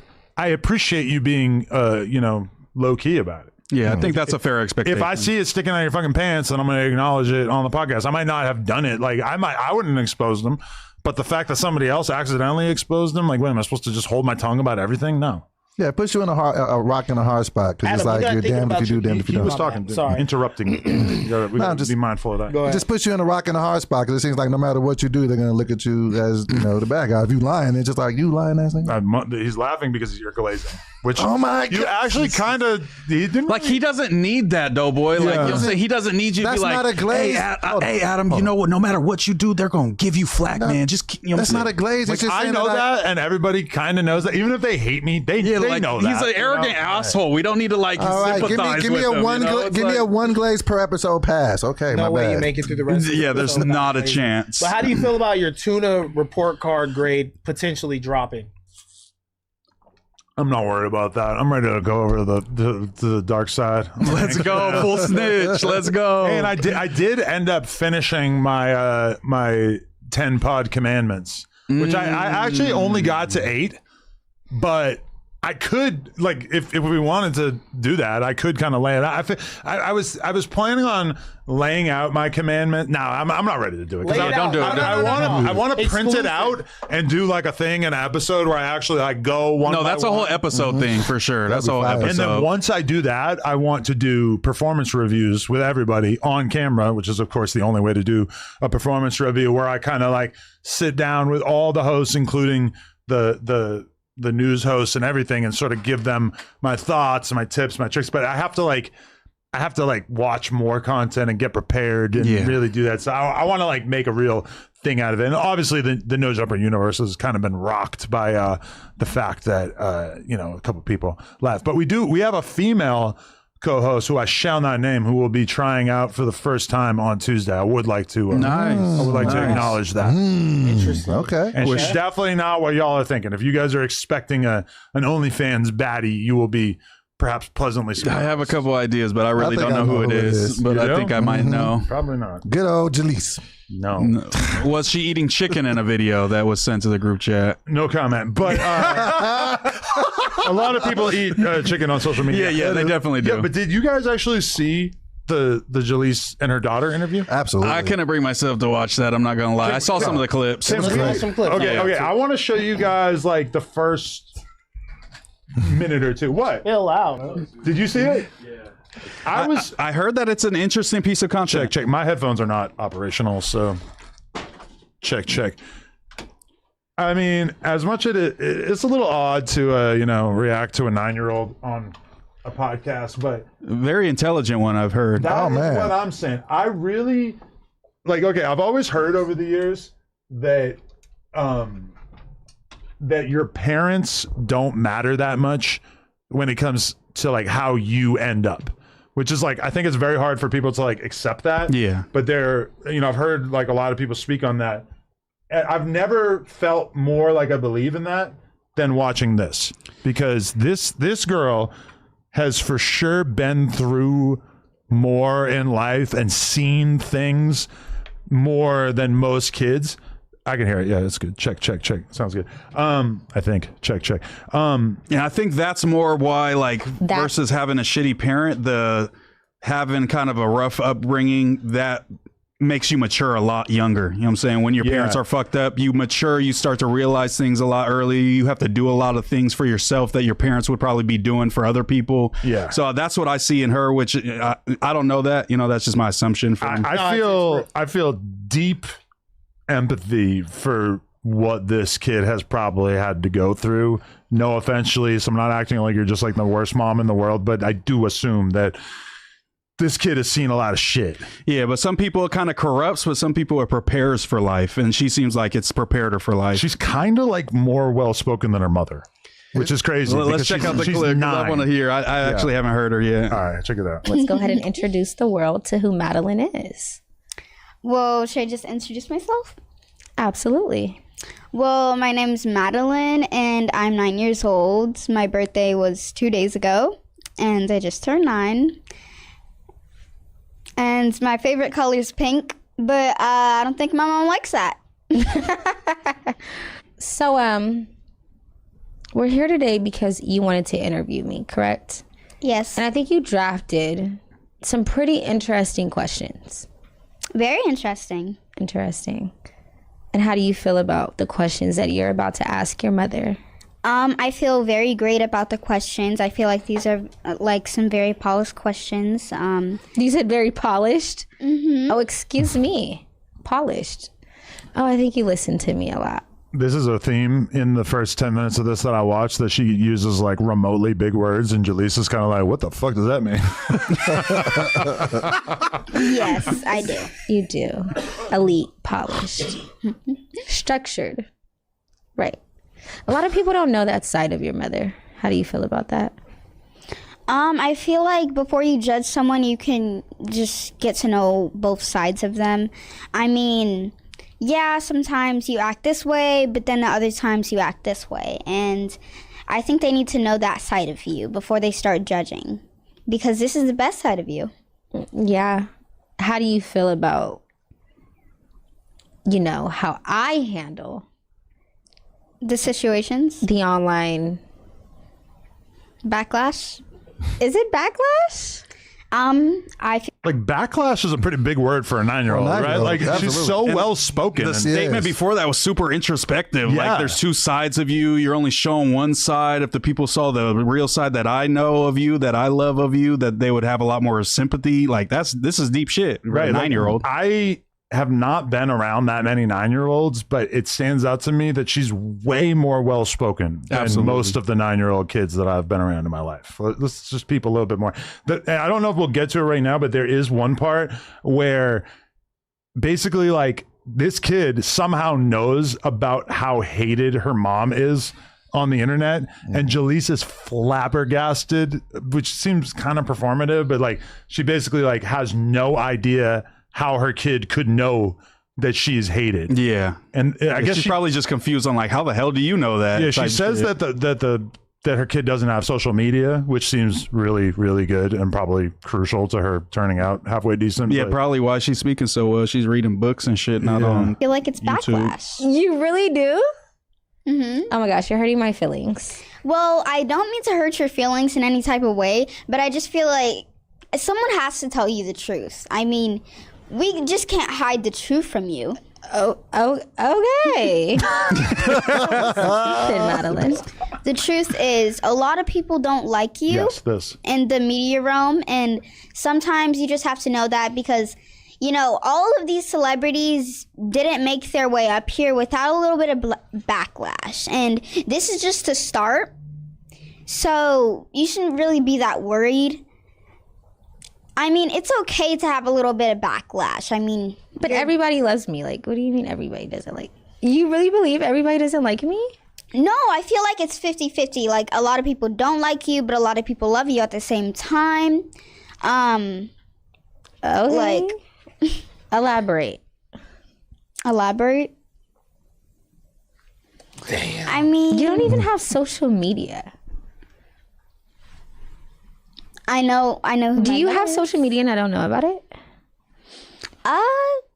Is YouTube social media? A form of it. It's a YouTube is really all you would need to find out that Yeah, 'cause Jaleesa that's is what very a lot of her controversial, right? content is, too, I don't know. yeah. I was just like shocked that this kid seems like she's turning out so good, given that I personally have seen Jaleesa really just explode on camera and just basically behave about as bad as an adult could. Right. Yeah, she seems I don't more know. mature than Jaleesa. I'm not gonna lie. I don't know. I think this pushes against the narrative that she's a bad mom. No, I mean, she looks like she's doing a good job to me. I mean, her kid seems very bright, well spoken. And I had to actually talk to Jaleesa. I was like, you need to show people more this side of you. Like, you know what I'm saying? Like, you're really this nice girl. Like, you know what I'm saying? Like, you're not this mean, turned up individual all the time. Maybe that's just the outer shell. But I think her doing some stuff with her kid would be dope. I mean, this is a good interview. I mean, I like this. I don't So- really see what the value in putting your 9-year-old on a podcast is. Honestly, I would never do this to my kid in a billion fucking years. But I like this kind of one-off episode, but like a consistent thing. Well, it doesn't might have be to a necessarily be a podcast, just some level of content. But this is cool. I think it this does is cool. humanize her. Right. It humanizes Jalise a little bit to realize that she has like a normal daughter, or like her daughter turned out like seemingly to be more mature than her in a lot of ways. But I mean, like what does her kid know? Like, I have so many questions. Yeah. What does her kid know about drugs? What does her kid know about the skinny from the 9 situation and like and how drunk she apparently was in the lead up to that? Like I guess her kid has YouTube, so she's like looking up clips of her she mom. can look up anything, you know. Look up Jalise. Think of all the videos that are popping up. Think about every conversation that you've ever had about Jalise on camera, and then think about the fact that apparently this fucking 9-year-old is probably reading that. Yeah, so she saw you sliding in her DMs after she went through that situation, Doughboy. She's probably screening the DMs for her mother. Like, Doughboy, DMs, put him in the request. Yeah. Speaking of DMs, you know what's so crazy about this situation for me is the last DM that I had with Jalise, she was hitting me up all mad and saying like, don't ever speak about my kids on camera again, because we were commenting on the skinny from the 9 situation or whatever, and I was a bit disparaging. And then she's putting out this like hella intimate, transparent interview with her daughter, which is gonna force people to talk about her kids. And I'm watching this and I'm like inside slightly feeling offended that Jalise is doing this. And I know it's supposed to be like repair for her image and stuff, but like a part of me just feels like it's too late, and this is like a really low reaching move. Like it's like a PR move. Yeah, like it's not pulling at my heartstrings like, oh, this makes me want to give Jalise more. And obviously I've watched 2 minutes of it. If I watch the whole thing, I might walk away feeling different. But for her brand and everything she's put forth on the internet, this feels a little offensive. It's like a blatant pivot to like try to kind of garner sympathy, you feel like, kind of thing. Yeah, like it's just not a good look. I mean, like, I feel she like was upset at something that you and Wack were. Did you and Wack talk about this interview? No, I just saw this last night. Oh, okay. Because she was in the chat like, tell Adam and Wack when we were on the news the other day, like, stop speaking on my children, on my kids, how I parent. Yeah, she was spamming the chat. She's been hitting everybody like that. Yeah, she was on going a tirade, crazy. like, I was like, what did Adam and Wack say? I didn't even see what they said. And I hearted the message. I was like, fair. You know what? I shouldn't be talking about her kids. What the fuck am I doing? They have nothing to do with what she does up here. If you are like self-admittedly raging out on meth and like slamming Hennessy and screaming at people on podcasts while your kids are in the other room, yeah, sorry, we're officially in the territory fair criticism. It is fair for me to criticize your parenting. That being said, I mean, like it's kind of like all those YouTubers over the years who like make content with their kids, and it's like blatantly obvious that nobody would give a fuck about them if they weren't making videos with their kids all the time. But the kids are kind of interesting to a bigger audience, and then these parents like make content with the kids, kind of Ace Family-ish type shit. Yeah, you know. And I don't know. It just doesn't really sit right. Like, hopefully this is the only time that they do this. I now, hope so too. If Jalise was living on the straight and narrow, I would maybe feel a little bit different about it. But just the fact that like her lifestyle that she's living is like largely predicated on drug abuse and gang violence. I don't know, man. Yeah, and she dropped it on her page. I feel like making the daughter maybe a little YouTube page for her podcast or whatever would have been a better move, because her audience is gonna, you know, click on her be YouTube ruthless if I had to guess, you know. Yeah, my bad. To what? See what other videos? Just like last like what videos. predated this, Yeah. you know. So we've got. Yeah. Well, this is actually the first video that has been on her page in six months. Stockton, California rapper MB Nell targeted in mass shooting, leaving 4 deceased and 19 wounded. And then popular Instagram model passes away in car accident causing 13 whatever. CML Lavish D Freeway Donnie affiliate arrested connected to the murder of EBK J-Bow.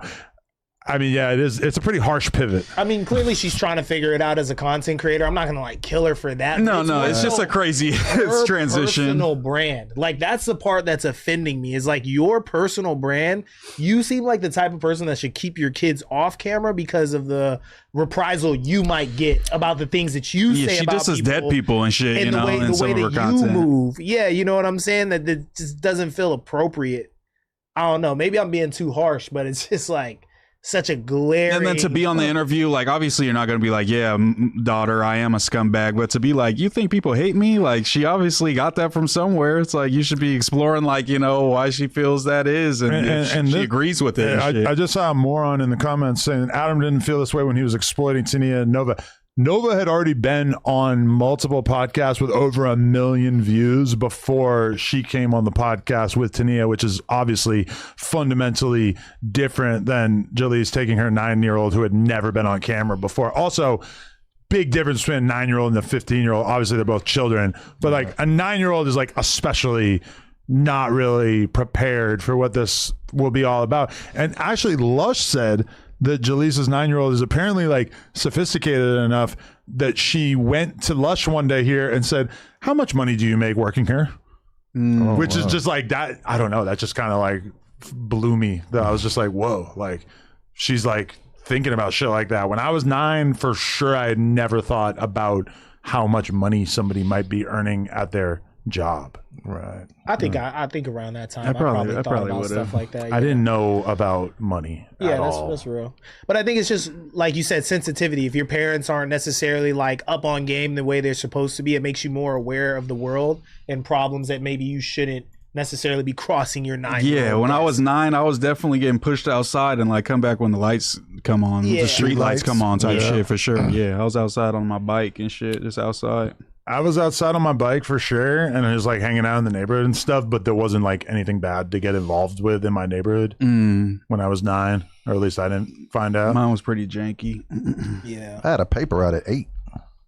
8? And you went to church and shit, bro. We don't want to hear about none of that. You I had a paper route when I was just kidding. 12, and I thought that was early. Or like 11. This is how old I am. When I used to deliver newspapers to people, sometimes they would have like milk and like juice and shit delivered from like Crystal. Wow. And would steal their milk and their juice. That's fine. So many of your stories involve stealing food. You're like fucking Yogi Bear. The fact that there were still milkmen when you were alive, Bill Boy, you are not a young man. That's crazy. I promise. That's young guys. You're 4 years older than me, but I don't think there was a milkman in my neighborhood. Right? Damn. So what are you guys saying though? Is this a W for Jalise? Is this a I think it's a W. I think it is. I think it's a chance for people to see a different side of her. We're all layered, individuals. You might, crash out one day, but at the same time, you might be a good parent. So I think it's good to see it, and I think she should do. She doesn't have to convert totally to doing that, but I think to show people different areas of your life and your personality, I think it's cool. I have like a cynical mind part that's like, yeah, this is kind of conniving a little bit to kind of trying to get her image better, but also I have the wholesome part of me that's like, at least her daughter seems like she's having a pretty good time in life, and doing her thing. That's where my mind goes. What do you say? That's Uzzy Marcus's daughter. Yeah, that's Uzzy Marcus's kid. I think both of them were. Yeah, because her oldest kids are going to be Uzzy Marcus. Wow, I did not connect those dots. That is fucking crazy, bro. Yeah. I mean, you didn't know that? Nah. Yeah. Wow. Well, because she has like a restraining order against him and shit. I'm pretty sure they have a pretty estranged relationship. Yeah, that makes sense to me. Wow, that's fucking crazy. I don't know. I mean, like, it's even more of a surprise that she's this well spoken. That's two kind of fucked up parents, and she's she's very intelligent. I want to like offer support, but I don't know like what that would be, or like I want to like let her daughter know, I realize that you are living in a war zone right now, that whatever you're dealing with being Jalisa's daughter is worse than like living in fucking Gaza probably, but I don't know how to like offer that support. Maybe I should give her like a scholarship one day or something. That would be hard to tap in. It's going to be a long time. College. So that's a thing, but about 10 years, but she seems like she's handling it well. Like you said, sometimes, people that grow up in fucked up situations, but it prepares them for life and kind of makes them grow up fast, but she doesn't seem like she's going to have any issues. And having a fucked up mom, what I'm saying, my mama was fucked up when I was growing up, and, you just move on with life. How old is the boy? She keeps rocking. I guess that's a W. Yeah. He's younger? Okay. I think that's the W. Is kid seems bright, sharp, has a good future. Yeah, exactly. So that's a W. Yeah, she came off brighter and smarter than Jalise in that interview. What are the odds of her becoming a drill rapper? Hopefully 0%. Hopefully 0%. If anything, maybe like a Molly Santana kind of lane, you know? Like Mother Santana, no Hannah Montana. Mother Santana, no Hannah Montana. something like that. I could see that. They don't really have to lean on their parents for like all their experiential like inputs. There's so much on the internet and stuff. A kid can kind of like build themselves through their interests. You know what I'm saying? They learn technology so early. They want their parents to fuck off half the time anyway, and just be into their iPad or whatever. That's what I was gonna say. Even we did that. That's why you know? we're witnessing this with her. Is that she's just developing herself outside of what we perceive the Jalise circus. You know? So I feel like I don't see a lot of badass fucking. Yeah, none of kids. us wanted to like really be like our parents. I don't think. You know what I'm saying? I was always trying to like do the opposite of what the fuck they told me half the time. You know, so my mom was a librarian, so for sure that wasn't like interesting enough for me to want. You got librarian energy. Thank you, I appreciate that. Did you spend a lot of time at the library? Like, did you? Bookworm For sure. My parents would take me to the library. Yeah. I was a big Judy Bloom fan. I used to read all the Judy Bloom. books. Judy Bloom. Read some Judy. Tales Bloom, of a fourth grade, nothing. Super Fudge. I was Captain Underpants all day. Yeah, Chet Gecko was my shit. Yeah. Chet Gecko for sure. Yeah. What's up with this Kevin Hart topic? I want to get into this. It's so old. It just what the fuck? No, some new stuff that's coming out now. just This won't shit's go still away. dragging on, bro. I'm over this. Apparently, he was saying that he didn't have any say so over the jokes that went out, but then it came out later that he did. Yeah, he did. So they're basically saying, "No, nigga, you knew what they was gonna say." I mean, I saw like when I was talking to Michael Blackson today, he told me that certain people were certain things were removed from the live stream, but that nobody felt it necessary to remove the George Floyd joke that Tony Hinchcliffe made. Yeah, there was 18 jokes, I believe, that were removed total. 18? 18. They said 18 jokes. Yeah, And most of them were like a lot of Trump, Melania jokes got cut. I heard a couple Really? Israeli jokes got cut. And that's pretty much what they're saying. Why are you protecting all these people, but then you are not removing the George Floyd joke? That was the most. And any of the black jokes, pretty much. Okay, here we go. Jokes about Kevin Hart. Several jokes about Kevin Hart's height, career, and personal life were cut, including jabs at his past scandals, failed vegan restaurant, and business venture. One specific line cut by Jeff Ross reported in focused on his businesses, while others touched on his height and a car accident. I can't imagine that his height is actually a fucking offensive to him at this point, but segments targeting other comedians were removed, such as jokes regarding Shane Gillis's military background, Tony Hinchcliffe opening for Trump. Like, these are all things that like everybody knows about. A joke about Chelsea Handler's time on E! On the television She's network. been sensitive as fuck about this, so I get They it. cut a joke about Lizzo, who like, I mean, I'm assuming it was a fat joke. She did good though. She did caught good. some crazy. She caught a lot of jokes, but she rolled with them. She was laughing at them and shit. yeah. You know, she took it well. Wow. Yeah, that is a little wild that, they can find 18 jokes to cut, but you keep that other one in that was really, Yeah, I highly saw Mark offensive. Lamont Hill. I don't know where he was getting that from, but he said it was 18 jokes and was like going into those same reasons. My two reactions was the end of it, him bragging how rich he was and all the sponsorships and stuff was mad fucking corny. So I can understand why the corporate ties were cutting Israeli jokes and Trump Melania jokes for sure. And then the most offensive joke with race for me was the lynching joke. That was the bonsai one tree? I couldn't get over. But I understand. I understand that it's It's crazy. Digest, but like I won't lie, I was offended by that. I was like, and I'm cool with comedy, like free speech and shit. But I was just like, damn, lynching seems a tad too far. It was a long time ago, too to be fair. George Floyd was like very recent. And it's just the George Floyd one. I just don't think it was as funny or as creative as the bad. bonsai tree joke. But I think the bonsai thing, I think what makes it funny is it's just so ridiculous. Like, even schematically, you couldn't do this. So it's just like, you're so he's a short black guy. that Yeah. you could do. So, yeah. So. I totally understand what makes it fucking funny. But you still find offense in it? I just found it was a touch too far. I'm Okay. not like these super staunch people that want to make it a whole thing and speak out against it. And Kevin Hart uses a sucker, and I don't take it that far. So for the record, the George Floyd joke was, the black community is so proud of you. Right now, George Floyd is looking up at us all, laughing so hard that he can't breathe. It's like, I get it, but it's kind of like I could see Doughboy sending this in the group chat. Like, Adam, you should say this. Okay, in terms of offensiveness, yes. In terms of offensiveness, that's high up there. That's like a 9, let's say.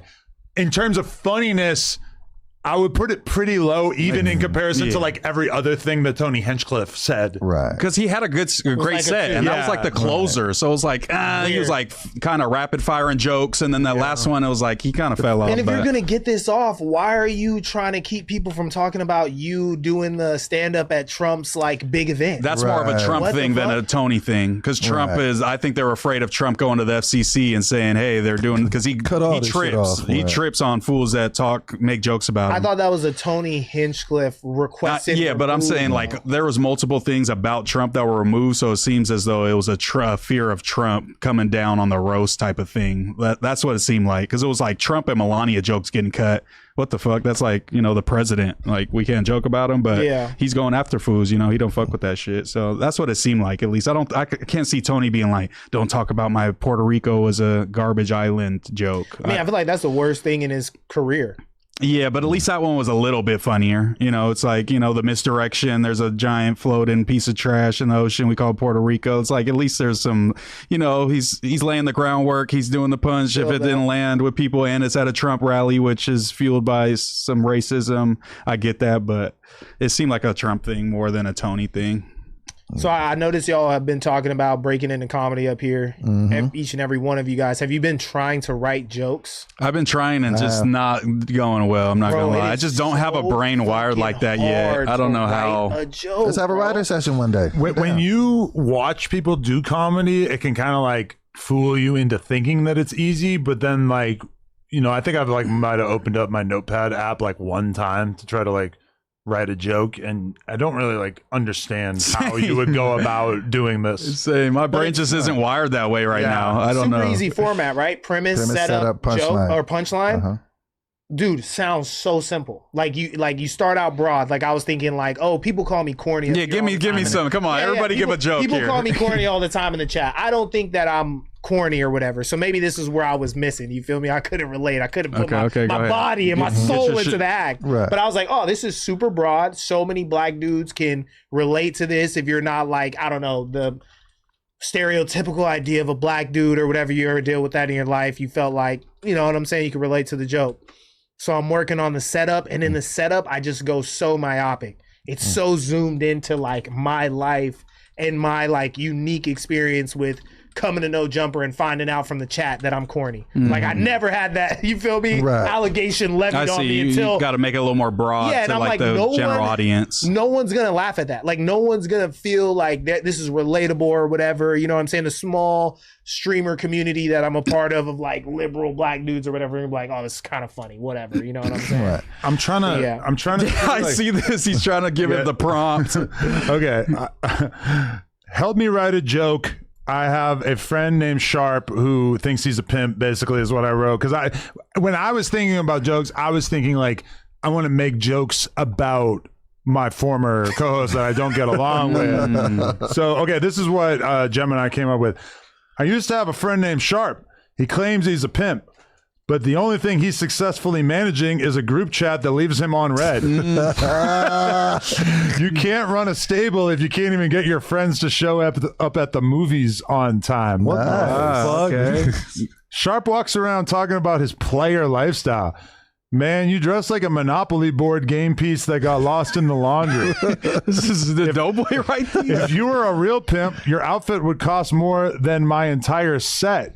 Not look like a 70s prom reject from the 165 pimp jokes that are smooth, clean, and way too funny section. Okay. Yo, those both suck. That was so horrible. Bad. But low key, the first one, if you inserted your own sauce, like and intimate knowledge drinking about pee, carbs, you know, you could make that funny. You can't be a pimp when you're drinking pee. Kind of like easy setup, warm up, walking into the set. You know what I'm saying? Wow. I can see the vision is what I'm saying. I guess I just like assumed that the AI would be able to like write some pretty decent jokes. Like if you gave them the comedy writers definitely have time because AI is not replacing them. It doesn't seem like YouTube. That was horrible. Sharp's interviews and fed it the script of what he's saying. It could probably come up with some shit. Just fucking uploading thousands of hours to ChatGPT. Oh, Sharp yelling at women. For sure. I feel like it's not going to let me do this one about T-Rail because it's going to say that it's ableist. Yeah, it's definitely going to be like, I'm going to give you something that's a little nicer. Help me write a stand-up joke about him. Oh God. Okay. Oh, wow. Here we go. Observational and light. We don't want those. Okay. I have a buddy named T-Rel who lost use of his arm in a motorcycle accident. Great guy, but hanging out with him is a constant psychological test. Like whenever something great happens, my instinct is to yell, high five, and then I just freeze. My brain goes into panic mode. Do I pivot to a fist bump? Do I just clap my own hands together and pretend I was cheering for myself? The worst part is T-Rel knows exactly what he's doing. He just stands there watching me sweat, waiting to see if I'm going to choose the correct side. He's not disabled. He's just running a he's running a social experiment. That was not. God. We are going to bomb. Wow. I'm losing confidence. Okay, we got edgy. They're Read one of the edgy ones. Edgy. Read the edgy one. They're saying that this AI isn't brutal enough. No, the edgy one. They gave us the edgy one. This one right Option here? 2, yeah. Oh, yeah. My friend T-Rel lost use of his arm in a motorcycle accident, which is tragic, obviously. But the wildest part is that he still rides motorcycles. This is better. I asked him, T-Rel, man, isn't that how you lost your arm in the first place? And he looked at me completely deadpan and said, yeah, but look at the bright side. If I crash again, I got nothing left to lose on that side anyway. It's built-in insurance. This is a dangerous level of optimism. Most people see the glass as half full. T-Rel sees his body as half indestructible. No, that's better. That's better. We can work with that. We can work with that for sure. It doesn't really strike me as like funny enough to say on stage. No, definitely. We need to go to comes the... from the intimate knowledge, though. Right. You know what I'm saying? Like, you got to really feel that shit. Like, so many comedians just are, like, self-deprecating in the best Like, way. surgically. Yeah, it's just surgically. like, man, that's so fucking introspective. I wish I could roast my life like that. They're You know what actually I'm making saying? me want to try Grok now just to see if it's any different. Yeah, we definitely got to Grok try all the probably AIs. more and savage. So this is what we should do, you guys. Yeah, we yeah, all let should us know, just, Doughboy. What's the idea? we all should just get like a 3 to 5 minute set and just go hit an open mic together. I'm not feeling any sort of Yeah, I'm confidence down. right now. I think that would be even funnier if we all bombed, including Doughboy. Yeah, we can stream that shit. I saw stream my it. friend bomb Maybe in vlog college, and it was pretty funny. I'm not gonna lie. I honestly don't know if I'm secure enough to do that. I heard it's like the worst feeling ever. It's just like I'm definitely bad. not looking It's forward just like to it. getting into a fight. It's just like once you know you're not gonna die in the ring, then you can go in there and just fight. Like you just got to go on stage and just survive. Just go up there, no matter I've what gotten happens. booed at like in my rap career before Yeah, at a it's- show. This is all right. This is my problem. I am extremely critical of other people's stand-up without ever having done it myself. Same. So I feel like I'm going to be equally critical of anything that I write.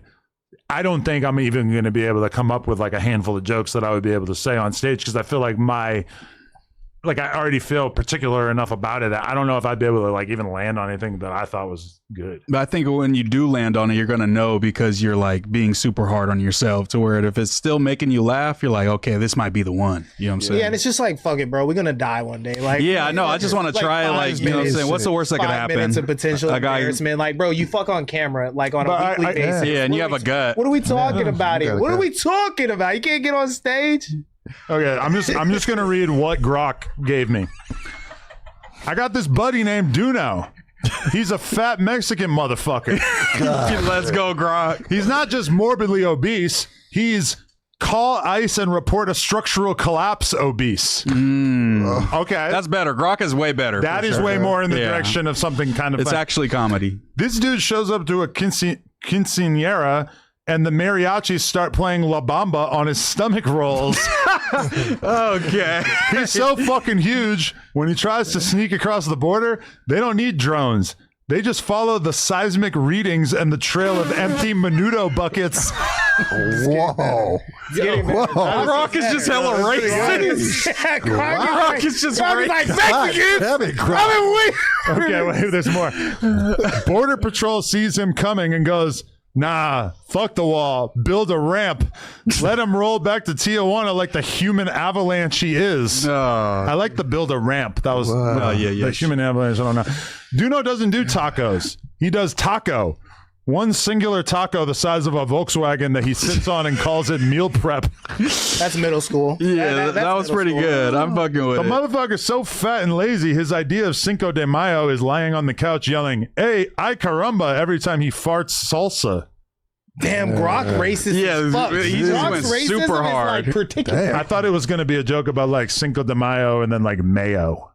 Like, Yeah, they went stereotypical. I love on the him. guy, but if Duno ever dies, they're not burying him.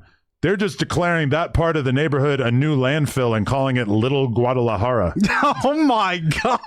Rock is on Rock is on bullshit. Not that bad. Grok is like Yo, 56 Grok is the year old, funniest. Like, lit dad at the party, lit white dad. No, for racist. sure. Yeah, You know what he I'm got that saying? in the email. He's about to read it now. He keeps he's This is killing actually you. this is actually He's killing you though, bro. It's way better than the other two, at It's least. crazy, bro. man. You guys keep talking. I'm gonna come up with another little. Okay, you thing got one here. more? Yeah. But yeah, guys, we should do that. Hit A writing open mic. session? Yeah, do a writing session to prepare. No writing session. We got to I feel come like up with our own that's- yeah, I set. feel like I'm not that's taking Doughboy jokes respectfully. You know what I'm saying? If Doughboy kills it, Yeah, you y'all might didn't change even- my mind. But as of up until this point, I'm not taking Doughboy Well, jokes. put it like this: after the show on the 24th, I bet you will. All right, I got You you. gonna Dude, see that the was magic. something that You're gonna see that was fire and so desire. surprising to me for the Kevin Hart roast as well. Not to just keep coming back. They had Right. so many writers. The Yeah. comedians And they're all white. A lot of- had writers. Yeah. Why do comedians need 'Cause everybody writers? That can't- is so A whack, few of bro. them didn't. A few of them Right. didn't. I Sure. think we're realizing right here though that it is so hard that even a comedian might need some. You know? No, yeah, that's what I'm saying because a lot of Oh, the you comedians, son of a this motherfucker. the comedians are super funny, but a lot I of got my own about that. He's making these. Bro. All right, this picture Alan 22 taking the stage at the Comedy Store. Here we go. Ladies and gentlemen, give it up for my boy Doughboy. Yeah, this N-word is so fat that they had to give his stomach its own zip code and then evict it like a Section 8 tenant. He got that gastric bypass surgery. Doctors went in there with a staple gun and a dream. Turned his gut into a sad little coin purse. Now he eats like a supermodel, but he still looks like the Pillsbury Doughboy fucked Mike Tyson and the result was left in the sun too long. That's Okay, getting there. solid. That's getting That's there. solid. That's getting there. Doughboy is black. So you know the surgery doesn't fix shit. He lost 80 pounds but kept the same neck. He looks like a bowling ball with a hoodie on. He walks in the room and the floorboards file a restraining order. Doughboy, my N-word, how you lose all that weight and still got tits that clap when you breathe? He says, it's muscle. Yeah, muscle from carrying around 3 generations of fried chicken regret. That's crazy. That is crazy. at least the Mexicans ain't the only ones. And this motherfucker might be gay. He might be. We ain't sure. He claims he's straight, but every time a dude walks by, he does that little head tilt like a pigeon spotting breadcrumbs. After surgery, he started drinking even more. Like his new tiny stomach is just a shot glass with commitment issues. Bro gets lit off of 2 Coronas, and suddenly he's twerking on the bar stool talking about the vibes. The vibes. No, that's better. N-word, the only vibe is you sucking at life and potentially sucking dick. We tried to set him up with a girl, and he said that she had a strong jawline. Bro, that's code for I want her to peg me while watching RuPaul. I'm not going to keep going, but Yeah. Yeah, that's definitely Rock- was just Adam's notes that he wrote for sure. I've never been so, like, convinced that one AI was better at something than yeah, the that was other. crazy. Yeah, Grok that was was better. way Chad better. was terrible, and Oh, Grok was pretty good. Yeah, So, Grok has some Yeah, shit. that I was missed a not couple bad. times, but way better than the others for sure. Way better. Yeah. It would need a lot of work, but, you know. a good bass, good little Nothing bass. better than you thick like Pinky. I want to wife you. Yeah, Kyle needs to come with us to the stand up too for sure. better. It's weird how that the pinky the pinky thing was like way less sophisticated than what Grok came up went with, but so we much still It's so hit a lot way harder. funnier. Yeah. Yeah. Way harder. AI is never going to replace comedians. That's what we just Right. found. Yeah, Yeah, I'm pretty That's sure my it's point. gonna be a while at least. I think part of it though is like our standard for Kyle was so low because he was just walking in the room and just having the nerve to like talk shit to No, him. that's Whereas true. like with Grok, the stakes are so low Yeah. that it's like we expect so much of it. No, we were expecting It's just a lot. missing that human element, though. Yeah, it's got no everything that it soul. said was Yeah, no it soul, did have like, no soul. oh, Yeah, like, yeah. It was kind of like this is what a human would think Right. to say, you know, for sure vibes. like even though our expectations were low, like that just like You know, what I'm But saying? Doughboy does got to top that too. He's got to show us on stage. He could Yeah, top I'm gonna that. show y'all. Yeah, It's Doughboy funny how like top that, Grok so. thinks that just being gay and black are like hella funny. Like, Yeah, and 90s Mexican comedy. I mean, that is some of the only information that I gave it, as I was like, he's black and we think he might be gay. They're like, if But- this is all we can put that work in off about of, Well, I needed to tell it some shit about you to base the jokes on. black and fat and gay. I said Did might you be. say zesty baby? I didn't say See that? zesty because I didn't know if Grok would know that zesty Right. was like Zesty slang. vapors, Yeah. stand Zesty up. vapor, that would have for sure been a bit. That would have for sure. Let me just do the boxing part, okay? Right. Boxing. This fat homosexual disaster tried boxing. He thought he'd be like Mike Tyson, but blacker and gayer. First sparring session, he threw a punch and his arms kept going like it was trying to escape the rest of his body. The opponent hit him once in the stomach and, well, where the stomach used to be, and Doughboy folded like a cheap lawn chair at a family cookout. He puked up Hennessy and regret all over the ring. The ref stopped the fight because he thought Doughboy was having a heart attack. Nah, that's just Tuesday. Now he shadow boxes in the mirror and loses. He talks like, "I'ma fuck you up," while wheezing like he ran a 5K to the fridge. All right. Yeah, shout out to Grok, man. Shout out to Grok. Yeah. I'm gonna go type to Grok after we get done with this. Yeah. Go try to figure out my jokes. Shout out to Grok. Yeah. So I did the Michael Blackson interview today and Daphne Joy. Tell us something. Give What us was some the exclusives. contrast between the Come two? on. He was good. He seemed like he kind of got annoyed by me trying to talk about like racially divisive things like Chud the Builder. Whereas she gave me like a really. You want to hear what Daphne Joy was not allowed to talk about? Yeah. This might amuse What are you. the things? Okay. No legal talk. No kids or motherhood. No 50 Cent. No Young Miami, Cassie, or any of the dudes that were in the freak offs. No freak off in general. Wow. No sex worker testing or condom details. No disrespectful name calling, even jokingly or while referencing online commentary. What the fuck did you ask her then? Yeah. How- What's it like? It's all the good A stuff. 10-minute interview? Did you watch the one with Ack and her? Nah, I saw some clips of it, but It's like it didn't. he was kind of going hard on her though. I felt like a little bit Like, in the maybe clips I that's saw. why she said, But no he wasn't name really calling. going hard on her. He was just kind of doing the like sexual stuff. Like she wanted it to be like flirty, Oh, okay, yeah. I see. you I see know, that. which that's kind of what you're left with once you're past all that is like, let's do some lighthearted sexual banter. Because I think like in her mind, I told her, I'm like, you remind me of like a phone sex operator. Because she just like only kind of like talks about sex. She like exudes that. she talks in this really like cute, sexy little voice, you know. But when the tape came out, she came out like she was heartbroken. This doesn't represent her, but I just seen her twerking, shaking ass ever since. So it's like, seems like you're down with it. I love how quick the internet moves. Like no one gives a fuck that she put out that statement and she's just online taking shots with Ack. We read talking like about- 6 paragraphs on the news like a couple weeks ago or whenever that came out. And she's like, I'm heartbroken. I can't believe this. And then she's just like with Adam. You know, I love her management team was like, hey, excellent opportunity. So it's like, OnlyFans. seems like Let's you're do it. fat. Yeah, I mean, I think that's like so fire. okay, if you want to like promote your OnlyFans, yeah, that pretty much is what you need to do. Is you need to just talk about like sexy shit and not really like dive into like painful memories or whatever, you know. Yeah, that's with everything with the OnlyFans girls. Like the dudes just wants you to be sexy and hot. We don't want to hear you talk about politics or like fucking, you know, have pretty much any hard stances on anything. Pretty much, you know, just be hot and sexy, and that's But what it dudes stuck love. out to me with Axe. She was really trying to show her like her fucking personality. Her Like human I could be a side. really Right. good girlfriend. Like I love my man once I'm in tune with him. You know, we're in lockstep. Like she was really trying to still preserve her Yeah. like dating vibe. It's like don't nobody give a fuck about none of that shit. I know. I But don't know apparently that she shit. wasn't doing that today. I don't know if it's just because I'm married or if it's partially because she's just like more into Ack, but and you know, historically I guess like she's been with black men primarily, Yeah. but she wasn't quite as flirty with me as she was with him. Damn. Like it actually left me feeling like, oh, Ack like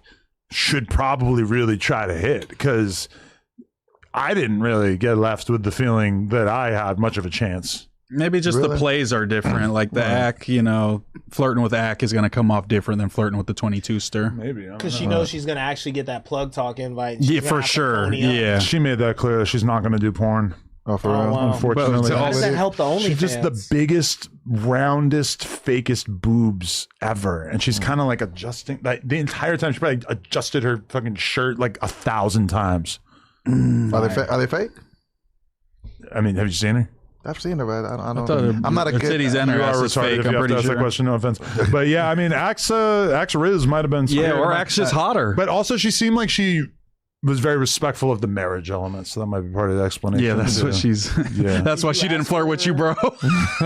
maybe Because you're married. maybe it's the marriage thing. All right, I'm gonna read some fucking donos. What the hell? Whoa, whoa, I whoa! was gonna show y'all the. Oh yeah, bring it up. Yeah. Oh, yeah, let me see. get I thought Nathan glimpse was of gooning her gigantic pod. goonable. Oh wow. Okay. Yeah. boobs. Okay. Of course. Look at this. All right. Yeah. That's nice. We're not covering her, are we? I'm not showing it on screen. Oh yeah, show it on screen. Yeah, show the people. I'm gonna put show it right the here so you gooners can in have the us chat. yeah, let's.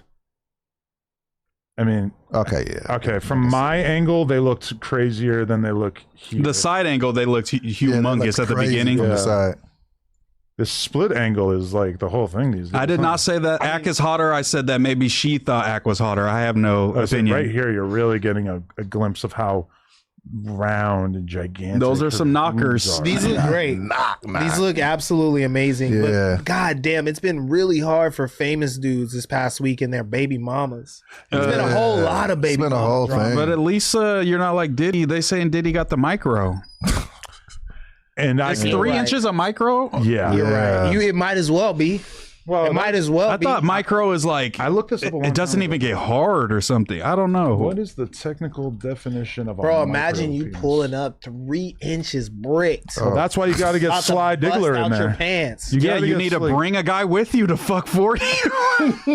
I mean, honestly, that kind of makes me impressed with Diddy. That like he's got a micro, so he's a billionaire or whatever. So he brings in some guys who got like fucking 10-inch dicks and said, "Here, you do the heavy lifting." If I had $1 billion, I'm 3 buying a new inches. dick. Hey, I'm hey. getting the lengthening And he's surgery. not bringing in no regular shit, Moose. Yeah, he's like, I'm going top of the top. But bro, if you're gonna be able to take your dick from maybe like 3 to 5. That's workable. I'll do it. It's a lot better Yeah. for sure. Yeah. 3 to 5. 5, I think, gets you out of micro easy. But Yeah, for sure. 4, 5, you're out. You can whip out a 5. With, They got the with some- little plastic tube thing I think they put in you. Yeah. I've seen it on YouTube before. It doesn't seem like the technical definition is really that specific. Normally structured penis. Yeah, it says it's characterized by characterized by a normally structured penis that is significantly smaller than the average size for a specific age group. So it's like you have a baby, like the bro got a micro. Oh yeah. Okay, the exact threshold generally includes. Yeah, I don't care if a newborn, Bro got a micro. The fact that He's holding a baby. Imagine you have a baby and the doctor tells you, I have bad news, Mr. Grand Mason. Your baby has a micro penis. And I'm like, bruh, he got like 20 years to grow out of it. No, but okay, I would say abort him like the Down syndrome baby. a fully straight, yeah, go make Juggernuggets, abort this little motherfucker. Yo, that'd be great if they could diagnose a micro penis before you're born. Looking at his ultrasound. That motherfucker tiny. Get him out of here. Yo, but it says a fully stretched length of under 2.8 to 3.6 inches, which, yeah, that does sound like a micro penis, Yeah. but I thought that it was going to have to be smaller than that in order to qualify. Even my 4-inch homies got micros, Bro, y'all. you don't want to be the dude going, yeah, but it's not a micro. Bro. I got 3.75. I'm over the range. What do you mean? I made the cutoff. It ain't, imagine A having micro penis something is like frequently confused with an inconspicuous penis. What? For example, a buried penis occurs when a standard size penile shaft is hidden beneath abdominal fat or skin folds, which, Doughboy, I think know. that's probably what you're suffering tell from. you. Medical measurements must suffered. always press past Suffering. No. Suffered. This is important. Medical measurements must always press past the pubic fat pad to get an accurate skeletal base reading to differentiate the two. That cheating though. We all know if you measure your dick like that, you're cheating. No, That's cheating. That's You definitely know. stabbing the ruler into your fucking There's more dick behind the wall. No, you can't. There's more dick behind there. That's You can only definitely measure what you can use. Stabbing it into the top of your dick and Nah, giving that's it like an cheating. extra inch on the measurement. But everyone who's ever like lost weight knows that really is how it works. Is that that fat pad? Facts. If you lose 20 or 30 pounds, like you can gain like an inch of visible penis, which is kind of insane. I actually, at one point when I was much lighter, when I was like 215, I started to spot an additional vein close to the base of my penis that I had never seen before, like in my penis, a new vein that I had never seen before. Let's check it out. How are you? I'll show you How after, are you yeah. spotting it? I just saw it. Like all of a sudden, like felt like I could see more of my penis and I could now see a vein. You had it wrapped around your wrist, and then you look down. Yeah, and I said, hey, I knew he couldn't. I forgot about that shit. I knew he couldn't make it through the pod was a without joke. an That was a additional. joke. No, that was a joke. That No, was a he joke. made. We'll give it to him. that's a callback. You guys shave Callback. do you guys shave your asses? No. I keep the gooch. I have. pretty No. trim. Yeah, I shave my balls. a- Gooch, a- I'm talking balls in my- gooch and ass it's a because it's friction connected. problem. When You you actually- run a lot, it's a friction problem. You just reminded me that I haven't shaved the inside of my ass in probably like 3 years. Damn. And you've been having all these chicks go up in there just bushed out. I'm not really concerned about their experience. Yeah. They're just flossing. Yeah, they can do whatever they want down there. I'm gonna actually read some donos before we get out of here. So Yeah. Mr. Birrell said, Adam, please tell the producers on the news for the 100th time to talk into the mic when behind the camera, a whole convo, and I can't hear half of it. Yes. Edgar's. I wasn't in there today. It wasn't you. Like, what the fuck? It was Steven. What We're is gonna blame the Steven. disconnect on that? Nobody should be talking on the podcast at all, ever, unless they have a mic. Steven, you're fucking dumb, bro. What the fuck? Yeah, that is despicable. Okay. Fuck Frankie said, okay, so Adam thinks we're dumb still. Great. I don't even know what that was referring to. Smackpad said, so Adam, you think J Hood just came and sat back down with someone that pulled a pistol on him? Whack can tell you anything and you won't question it. Well, if it was just Whack telling me it, then I would be skeptical, but unfortunately you are 1000% wrong. Smackpack said, Adam, why you have never spoken on Whack having a gun on him when he did the play with Flacco on DW Flame showing no jumper? Could it be because Whack is a cop? That is exactly correct. Who am I to tell a cop not to carry a weapon? It was issued to him. Yeah, the great state of Karen Bass actually gave that to him on her own. Just kidding, Whack. Just kidding. JP Cincinnati said, Adam, you should have never brought J Hood on the Tuesday show. That was dumb. Now we have no Munchie B and no Spoetyface either. L. Adam. Well, obviously, I'm not able to predict the future. So the fact that I brought J Hood on the podcast with permission from both of those people was not something that I expected or could have predicted. You fucking retard. 5700 said, J Hood is the issue. You're losing all the great podcasters that came through. Make it right with them boys, bro. I've already reached out to both of them, and unfortunately, these hardcore members don't like responding to texts from me, apparently. So Don't worry, you got us, guys. yeah. You got us. Not really sure what I could have done about it.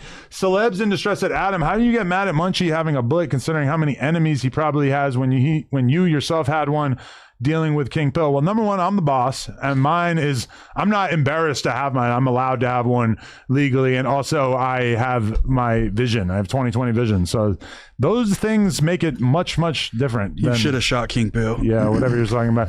D Major said, to perpetuate the Whack narrative that Spoety and Munchie and intimidated by J Hood because they don't want to risk their freedoms at work is insane. Have you considered that I know things that you don't know? Because I think that's impossible. That's important. Arm said, why is it not acknowledged that J Hood and Spoetyface were on the Tuesday show the week before with each other and had no issues? It seems like a J Hood / Whack situation to elicit a reaction. Well, I do agree with the first part that it's important to remember that they were all on the show the week before and everything was fine when you are making the assumption that I knew that there was going to be this tension. But, I'm not really, at a certain point, I kind of have stopped expecting the audience to have logical takes on what occurs. The Whack and J Hood orchestration is more likely. I was gonna say, and as much as I push back against Adam of like, why didn't you stop it? Like that was some real street shit that happened like fuck am I gonna do? instantaneously. Yeah. Like what? You feel me? What are we talking about? There's this asshole, Steven Steven. Steven, stop talking behind the camera without a mic. That's what the chat said. The chat is always right. I knew he was going to come in here. Shit. Kay Blowen said, Wax said that J Hood would squabble anyone about him. How are you surprised that happened between him and Spoety? Come on, you smarter than that. Honestly, I didn't even really notice when Wax said that. I guess I did hear him say that, but I don't really remember it. So, yeah, I don't know. I mean, Wax does a lot of things. The idea that they were going to like actually decide to fight each other within the first 2 minutes of the podcast, I mean, come on, man. Big Game Over said, Adam first, 2, now 3 douches. What the fuck? Don't talk about Ricky, Adam, and Doughboy like that. Wait, what did they say about me? Said you guys are douchebags. I was reading the glaze. I am a little bit of a douche, douchebag. so I'll take it. Motec said, I like Ricky on here. It's refreshing having an educated young man on the pod. Moose is a liberal Twinkerbell, by the way. He's our liberal Tinkerbell. Come take my cheeks if I'm Twinkerbell. Yeah. Just come take his cheeks in general. Snoop Wilpock said, hey, Doe, Ricky Eaton. LOL, much love, y'all. W-Pod, W-Chad, have a good week. Appreciate that, man. You Bored said, you don't know what you're saying is a fact. Otherwise, it's lying, but not saying who told you. Well, just because I'm not revealing my sources doesn't mean that I'm lying. Official Mr. Baconman. So Wack was lying about the J Hood squabble because Spoety said that they just talked. J Hood committed podcast self-affliction by fighting for another man. Lame. Self-affliction. I feel like it wasn't really directly about Wack. He just felt disrespected by what Spoety said to him. It was definitely for Dude, Wack. I wish And then also, but this is the important part, is that J Hood's logic actually makes sense, which is don't go calling another man gay if you're not willing to deal with the gay people from your own community. That's what set it off because, and you know, I don't really want to go into details, but whatever. But even that's not fair because it's like I don't have beef with my homies in the hood, so they could be gay. You know, there's going to be some hypocrisy when I have an op. But then content. also too, why talk about some real ass shit like that on the podcast? Like that's where I feel like it becomes too street. It becomes too jailhouse. But I get J Hood's point where it's like that. you're calling my uncle gay. We'll talk about the dudes that you know that's gay instead. You know, which I mean, I get that point as from a loyalty standpoint, but also and notably, he has beef with Wack. Everybody being named is a secret gay. You know, like if Wack is gay, he's secretly gay, which it is kind of corny to be like, oh, yo, this dude is gay. If he's openly gay, if he's secretly gay, it's understandable to call that out because they're like, you know, they're acting like something that they're not. That being said, there really is no evidence to suggest that Wack is gay. Right. And that to me is an important caveat to include in this. Like what is your best evidence of Wack being gay? That he laid on a bed naked one time? Like, well, I don't believe it, but Spoety ran with you know, this trans Twitter came out and posted a video of Wack jacking off. But know? Like and I think that that's not enough to call him gay. Yeah, now, but I'm saying if I was an op to Wack, that would be enough. But it does suggest that he masturbates in his car with his eyes closed. Yeah, that's what I think. Is weird that's enough, more likely. You know? I feel like you don't need much more ammo than that. But Wack's put out fake news the other way. You know, not gay, but I feel like they could all hop on the phone, bro, and just like smooth this out. I'm not even gonna lie. That's the craziest thing I've probably ever heard. Yeah, you don't think so? I mean, do you seriously think that? It doesn't. I mean, even from Wack saying, you know, Spoty's gotten DP'd like 3 times since he's been on here. You know, that not Wack and Spoety. I'm talking about Spoety and J Hood and Munchie. Like they've already been on the phone talking with each. Obviously the Wack shit. I'm sure it's already. I think Spoetyface has already kind of made the decision that he don't want to. That not only does he not want a podcast with J Hood, but when I suggested to Munchie and Spoetyface, like, listen. Maybe we move J Hood to a different night of the week and we build up another episode of the No Jumper Show, which I thought was best case scenario. And that apparently was not good enough to even get me a response from them. So they're just upset right now. I think that could work out in the long run. I think that's best case. I think if this was Munchie's first time quitting, that he would probably be down to come back. But I think that because it's his second time, he feels like he now has to like. He doesn't want to be the boy who cried wolf kind of thing. I mean, how many times are you going to quit and come back, you know? Right. So, I don't know. That is what Wack said too. Put him in that spot. And then CW says, shout out to him, but Spoety did not have the intelligence to pod. He sounded like Patrick Starr and lives under a rock too with the takes he had. Deuces. Damn. Shit. All right. Well, I'm not co-signing that, but Nah, I fuck with Spotey. Spotey shout was a out good Spotey. addition. yeah, I thought he was fun to have on there. We don't have to find a new woke like gang dude, right? That's willing to challenge pretty much anybody on anything type of thing. Yeah. Okay, and then Dragonite Manheim said we need the Edgar pod with Ed, and Edgar. Gotcha. We're working on it. And then Lush One, who I'm going to assume is not Lush One, said we should all catch cases and do a pod from behind the walls. That's 100% Lush. That's absolutely actually Lush. Lush. Oh, really? That's his profile picture, and that's his at. There you go. Shout out to the Uno. I will say though that I did an interview with Blueface, and the clip came out today in which he spoke on Almighty. I just watched that before this. And I read like a ton of comments that were basically like, oh, look at the kind of friend that Adam is, that he'll have your ops on and talk to you about it. It's like, I'm friends with Almighty and Blueface. I might even say that I'm like better friends with Blueface than Almighty. Like, I think everybody in No Jumper kind of knew that me and Suspect were cool, but never spoke off camera almost ever. He's not even like in the No Jumper group chat, because of the fact that, you know, I think like when he was, it was so explosive that it just didn't really seem like a good fit. I always wondered that. And also, like, Suspect talked crazy about Blueface like many times on the podcast. It would actually have been kind of weird if I didn't allow Blueface a platform to speak on Suspect, right? Like, why would I not have allowed Blueface that? Now, granted, it's kind of beneath Blueface to speak on Suspect just because he's so much more famous. But I mean, to me, like, that's fair, right? If Suspect's going to talk about Blueface like many times on the podcast over the years, why would I not allow Blueface to speak about Suspect? I think that's the fair part, is that like if you were like going to Suspect and being like, hey man, cut out the Blueface talk, like no more dissing Blue. But whenever he topic came up, he was able to speak freely and how he wanted, and Blueface didn't even jump out the window. He said he was going to have a bad time. It was probably going to be a horrible time, but prison seems like a horrible time, so it's not like he Either way it goes. violated Sus him. wouldn't even be tripping on Adam about that. Like, he's not going to wouldn't. see that Nah, clip he and be wouldn't. like, oh, Adam, like, how could you? You feel me? I'm sure he's seen that clip or someone told him If I had Sus like is really not tripping fed on that. into it and said like, yeah, man, Suspect's such a fucking piece of shit, you should really go in on him right now, that would be a little different. But me just opening the floor to like say, what do you have to say about Suspect? I mean, it's what And we do here. all of the No Jumper audience wants to hear what Blueface has to say about Almighty Suspect going to prison with their beef. And also, that's like one of the primary rules of No Jumper that like many people from Brick Baby to Suspect have said this over years, is that they had the realization at a certain point that like, no matter how close you are with me, I'm going to have people on the podcast at some point, whether intentionally or not, and they're going to talk about you, and I'm not going to like hold back on asking them about you. Like, you being at No Jumper does not mean that you now all of a sudden have carte blanche to like not have anyone else who doesn't like you come on the podcast. This would be a deeply boring podcast if that was the situation. But the reason why I bring that up is because of the fact that Frosty the Snowman is currently incarcerated in LA County Jail.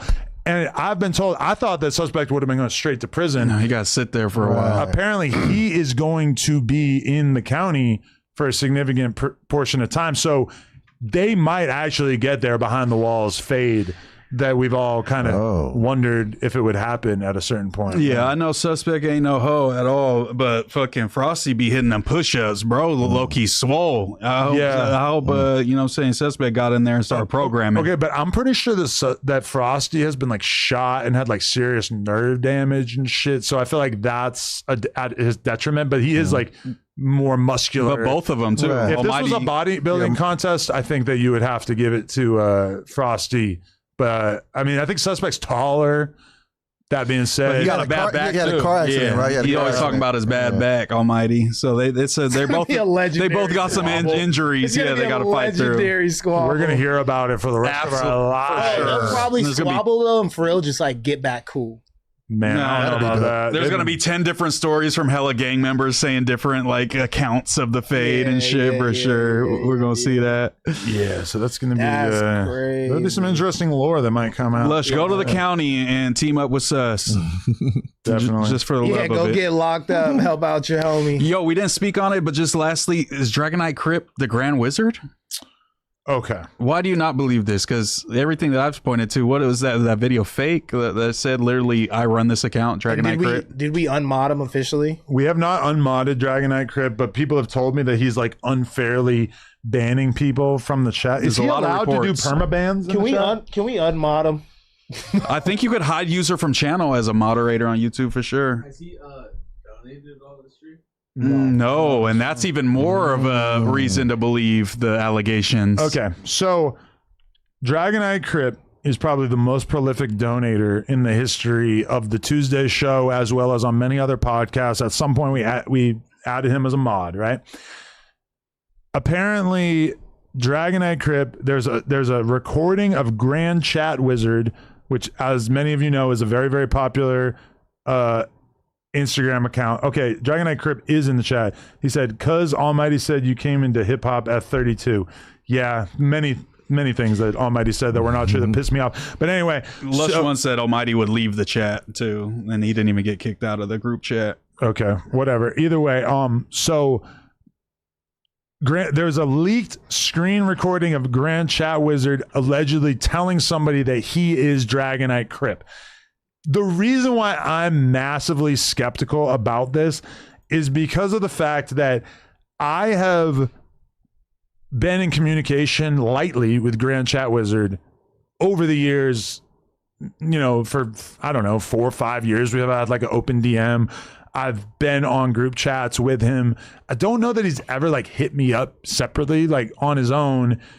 But then like he's extremely active in Dragonite Crip is extremely active in the group chat. Knows all the lore. In the chat, right? Knows every lore ever. To me, it would be really weird if Dragonite Crip was that active in the chat, but then meanwhile has my phone number, has an open Instagram DM with me, and in those contexts has never said anything to indicate that he is familiar with the No Jumper lore. Trying to get an inside scoop or anything from you. Right. And so now Grand Chat Wizard has been exposed by private investigators hired by Rock Nation. This is a real thing. Damn. So that's how that Asian dude is absolutely Chat Wizard. I believe this is real. George Wynn. Yeah. George is a heavy-set Asian man who lives in Australia.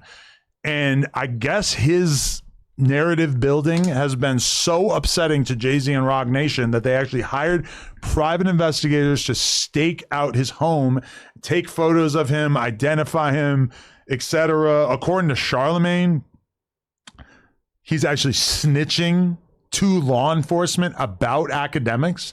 No, like he's cooperating because they're coming down on him. Academics has said that he does not believe that Grand is in any way snitching on him or whatever. Like Academics, this is like like his bestie, maybe like his closest confidant. I don't know if Academics knows that he's an Australian, that he's Asian, etc., etc. That's crazy if he didn't. So even like Dragonite Crip just said, "I live in Long Beach." He said, "Who?" I don't know. He's rejecting it. I don't know. It just seems. How did that even get? How do they get tied in this conspiracy? Like, how does Dragonite Crip even come up as like a fake video to fake the? Because of the leaked DM in which Grand Chat Wizard says I post as Dragonite Crip. Why would he lie though? But maybe somebody faked the DMs. But it seems like the last thing that if you were going to fake a DM that you would ever say, and also it's a screen recording of DMs, which would be it would be harder to fake that. Yo, get Dragonite Crip the fuck up out of here. He's an op. Dragonite Crip, if you are in Long Beach, you need to get in touch with me right now and come on this podcast and reveal yourself.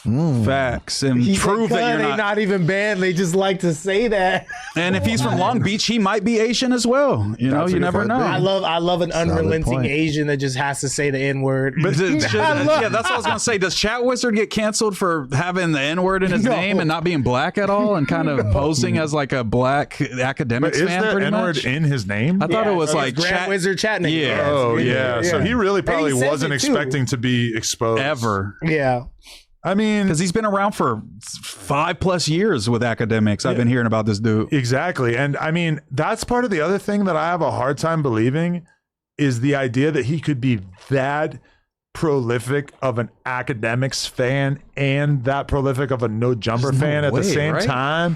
Too much. So content. I looked up the time difference, and that's what kind of threw me. But I was like, wait, this motherfucker's on Axe stream all the way until like 3 a.m. He's already online just consuming all of it. So it probably is possible. This is crazy. But okay, also he like runs social media accounts for academics. he runs clipping campaigns. Like one time when we tried to do like a clipping campaign with Plug Talk, Grand was the one who was basically facilitating it and everything like that.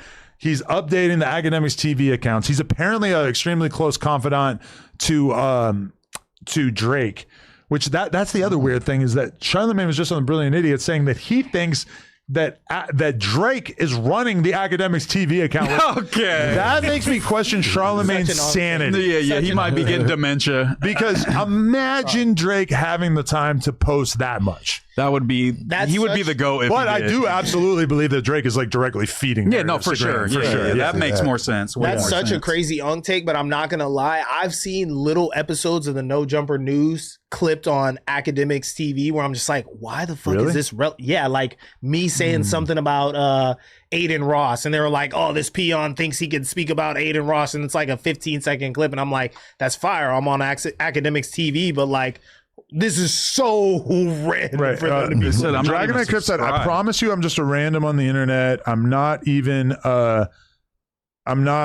subscribed to ACK, LOL. Okay, and this is my other thing, is that Grand, like, maybe not like so much now, but do you remember that his Instagram posting style used to be like just having like a ton of slideshows of like different memes? Yeah. And they were like unbelievably funny and clever. To the point where my wife, who does not engage with hip hop media in any way, was familiar with his account and had mentioned to me how she thought it was one of the funniest accounts out, right? Yeah. Dragon Knight Crip is funny in the chat, but I don't think he's that funny. To me, like that, I feel like there's a dissonance there. Yeah, Like, he's definitely one of those guys that personality-wise, thinks he's funnier than he is in the chat, for sure. I mean, I think he's Fuck funny. you, Dragon Dragon Knight. Knight Crip is funny, but I don't think he's that funny. No offense. He's funny to us. To our universe, he really gets it. But he's not gonna really he's not gets gonna make a popular Instagram page with the understanding nuances of culture to make these memes that were appearing on this page. Now I it don't sounds think. like we're dissing one of our mega fans. I feel bad. No, We I'm should not- probably- Fuck Dragon Knight Crip. All he does is hate in the chat. Fuck that fool. hating ass motherfucker. fuck? Hating ass me. Hey, nobody's worse than John Doe though. Dragon Knight Crip, will you meet up with me in real life? You don't have to expose your face, but will you meet me? Come to the office for your put on. Yeah. Come to the I'm not office gonna for beat your you put up. on. I just want to meet you. I would like to have him on the podcast. There's been a lot of people like overtly invested. What up, overtly invested, who's literally clipping this as we speak. I tried to have him on the podcast. Wasn't done. No, he's a lame too. Yeah. That's Be Like, scared. People be shook. Dragon Knight should. Just clips. I can't find his Instagram. He doesn't have social media, does he? Oh, he does. Yeah. Oh, he does? I messaged with him. I messaged with Just Clip. Oh, he said yes. Photos of himself? Adam. Nah. He said yes. Nah. Yes, Adam. Yes, Adam. All right, Adam at Prove you're not nojumper.com. Asian. Send me a message. Yo, we should have him pull up and Doe glaze him for 2 hours straight. God That's damn his it. put on. Like Dragon actually Knight suck gonna him get off. glazer. Damn. But yeah, man, I guess we'll find out if you are George Nguyen. If George Nguyen shows up and Adam's like, wow, that's What crazy. Long Beach like fucking I don't know like You think he's insane or 20s? He's definitely one of TF's homies. It's probably a long go. Oh God, we can't bring him here then. I was going with it. All right. Shout out to everybody who watched this. Smack a like. This was Appreciate fun. y'all. It was a good episode. Yeah. Went a little long. 240. That's pretty good, right? Yeah, shout out to Ricky, man. Yeah, shout out shout to my out. boy Ricky. You know what I'm Great saying? New addition Wave today. Podcast. You Appreciate know what I'm saying? y'all We in the having me building. on. You know what I'm it saying? is. Yeah, I think it was good. It was probably like our first episode where we didn't psychoanalyze Doughboy. I know. I was working hard to not do that. Yeah. I fuck Baby with that. steps, man. Just baby steps. Yeah, I'm just joking with you, Doe. You feel me? I want you to feel like you one of the boys, and you don't gotta Yeah. keep doing the like liberal All right. therapy talk. Let's not get too gay, Every all right, episode. guys. Let's not. I'm feeling No, much that's, better. that's nice the to best him. way, you know. Just flick him in the nuts. Yeah. Flick him in the nuts. Yeah, fucking- He's one of the boys. Bow. Give him a hand. Bow. Bow. You feel me? I want Daphne to flip my nuts. It's crazy. I love that you as the fucking loss prevention. Like he was like, grab him by the arm, then you grab him like this, show him the badge. I'm like, why are you showing the badge like this? Show the micro. All right, we love you, chat. Appreciate you.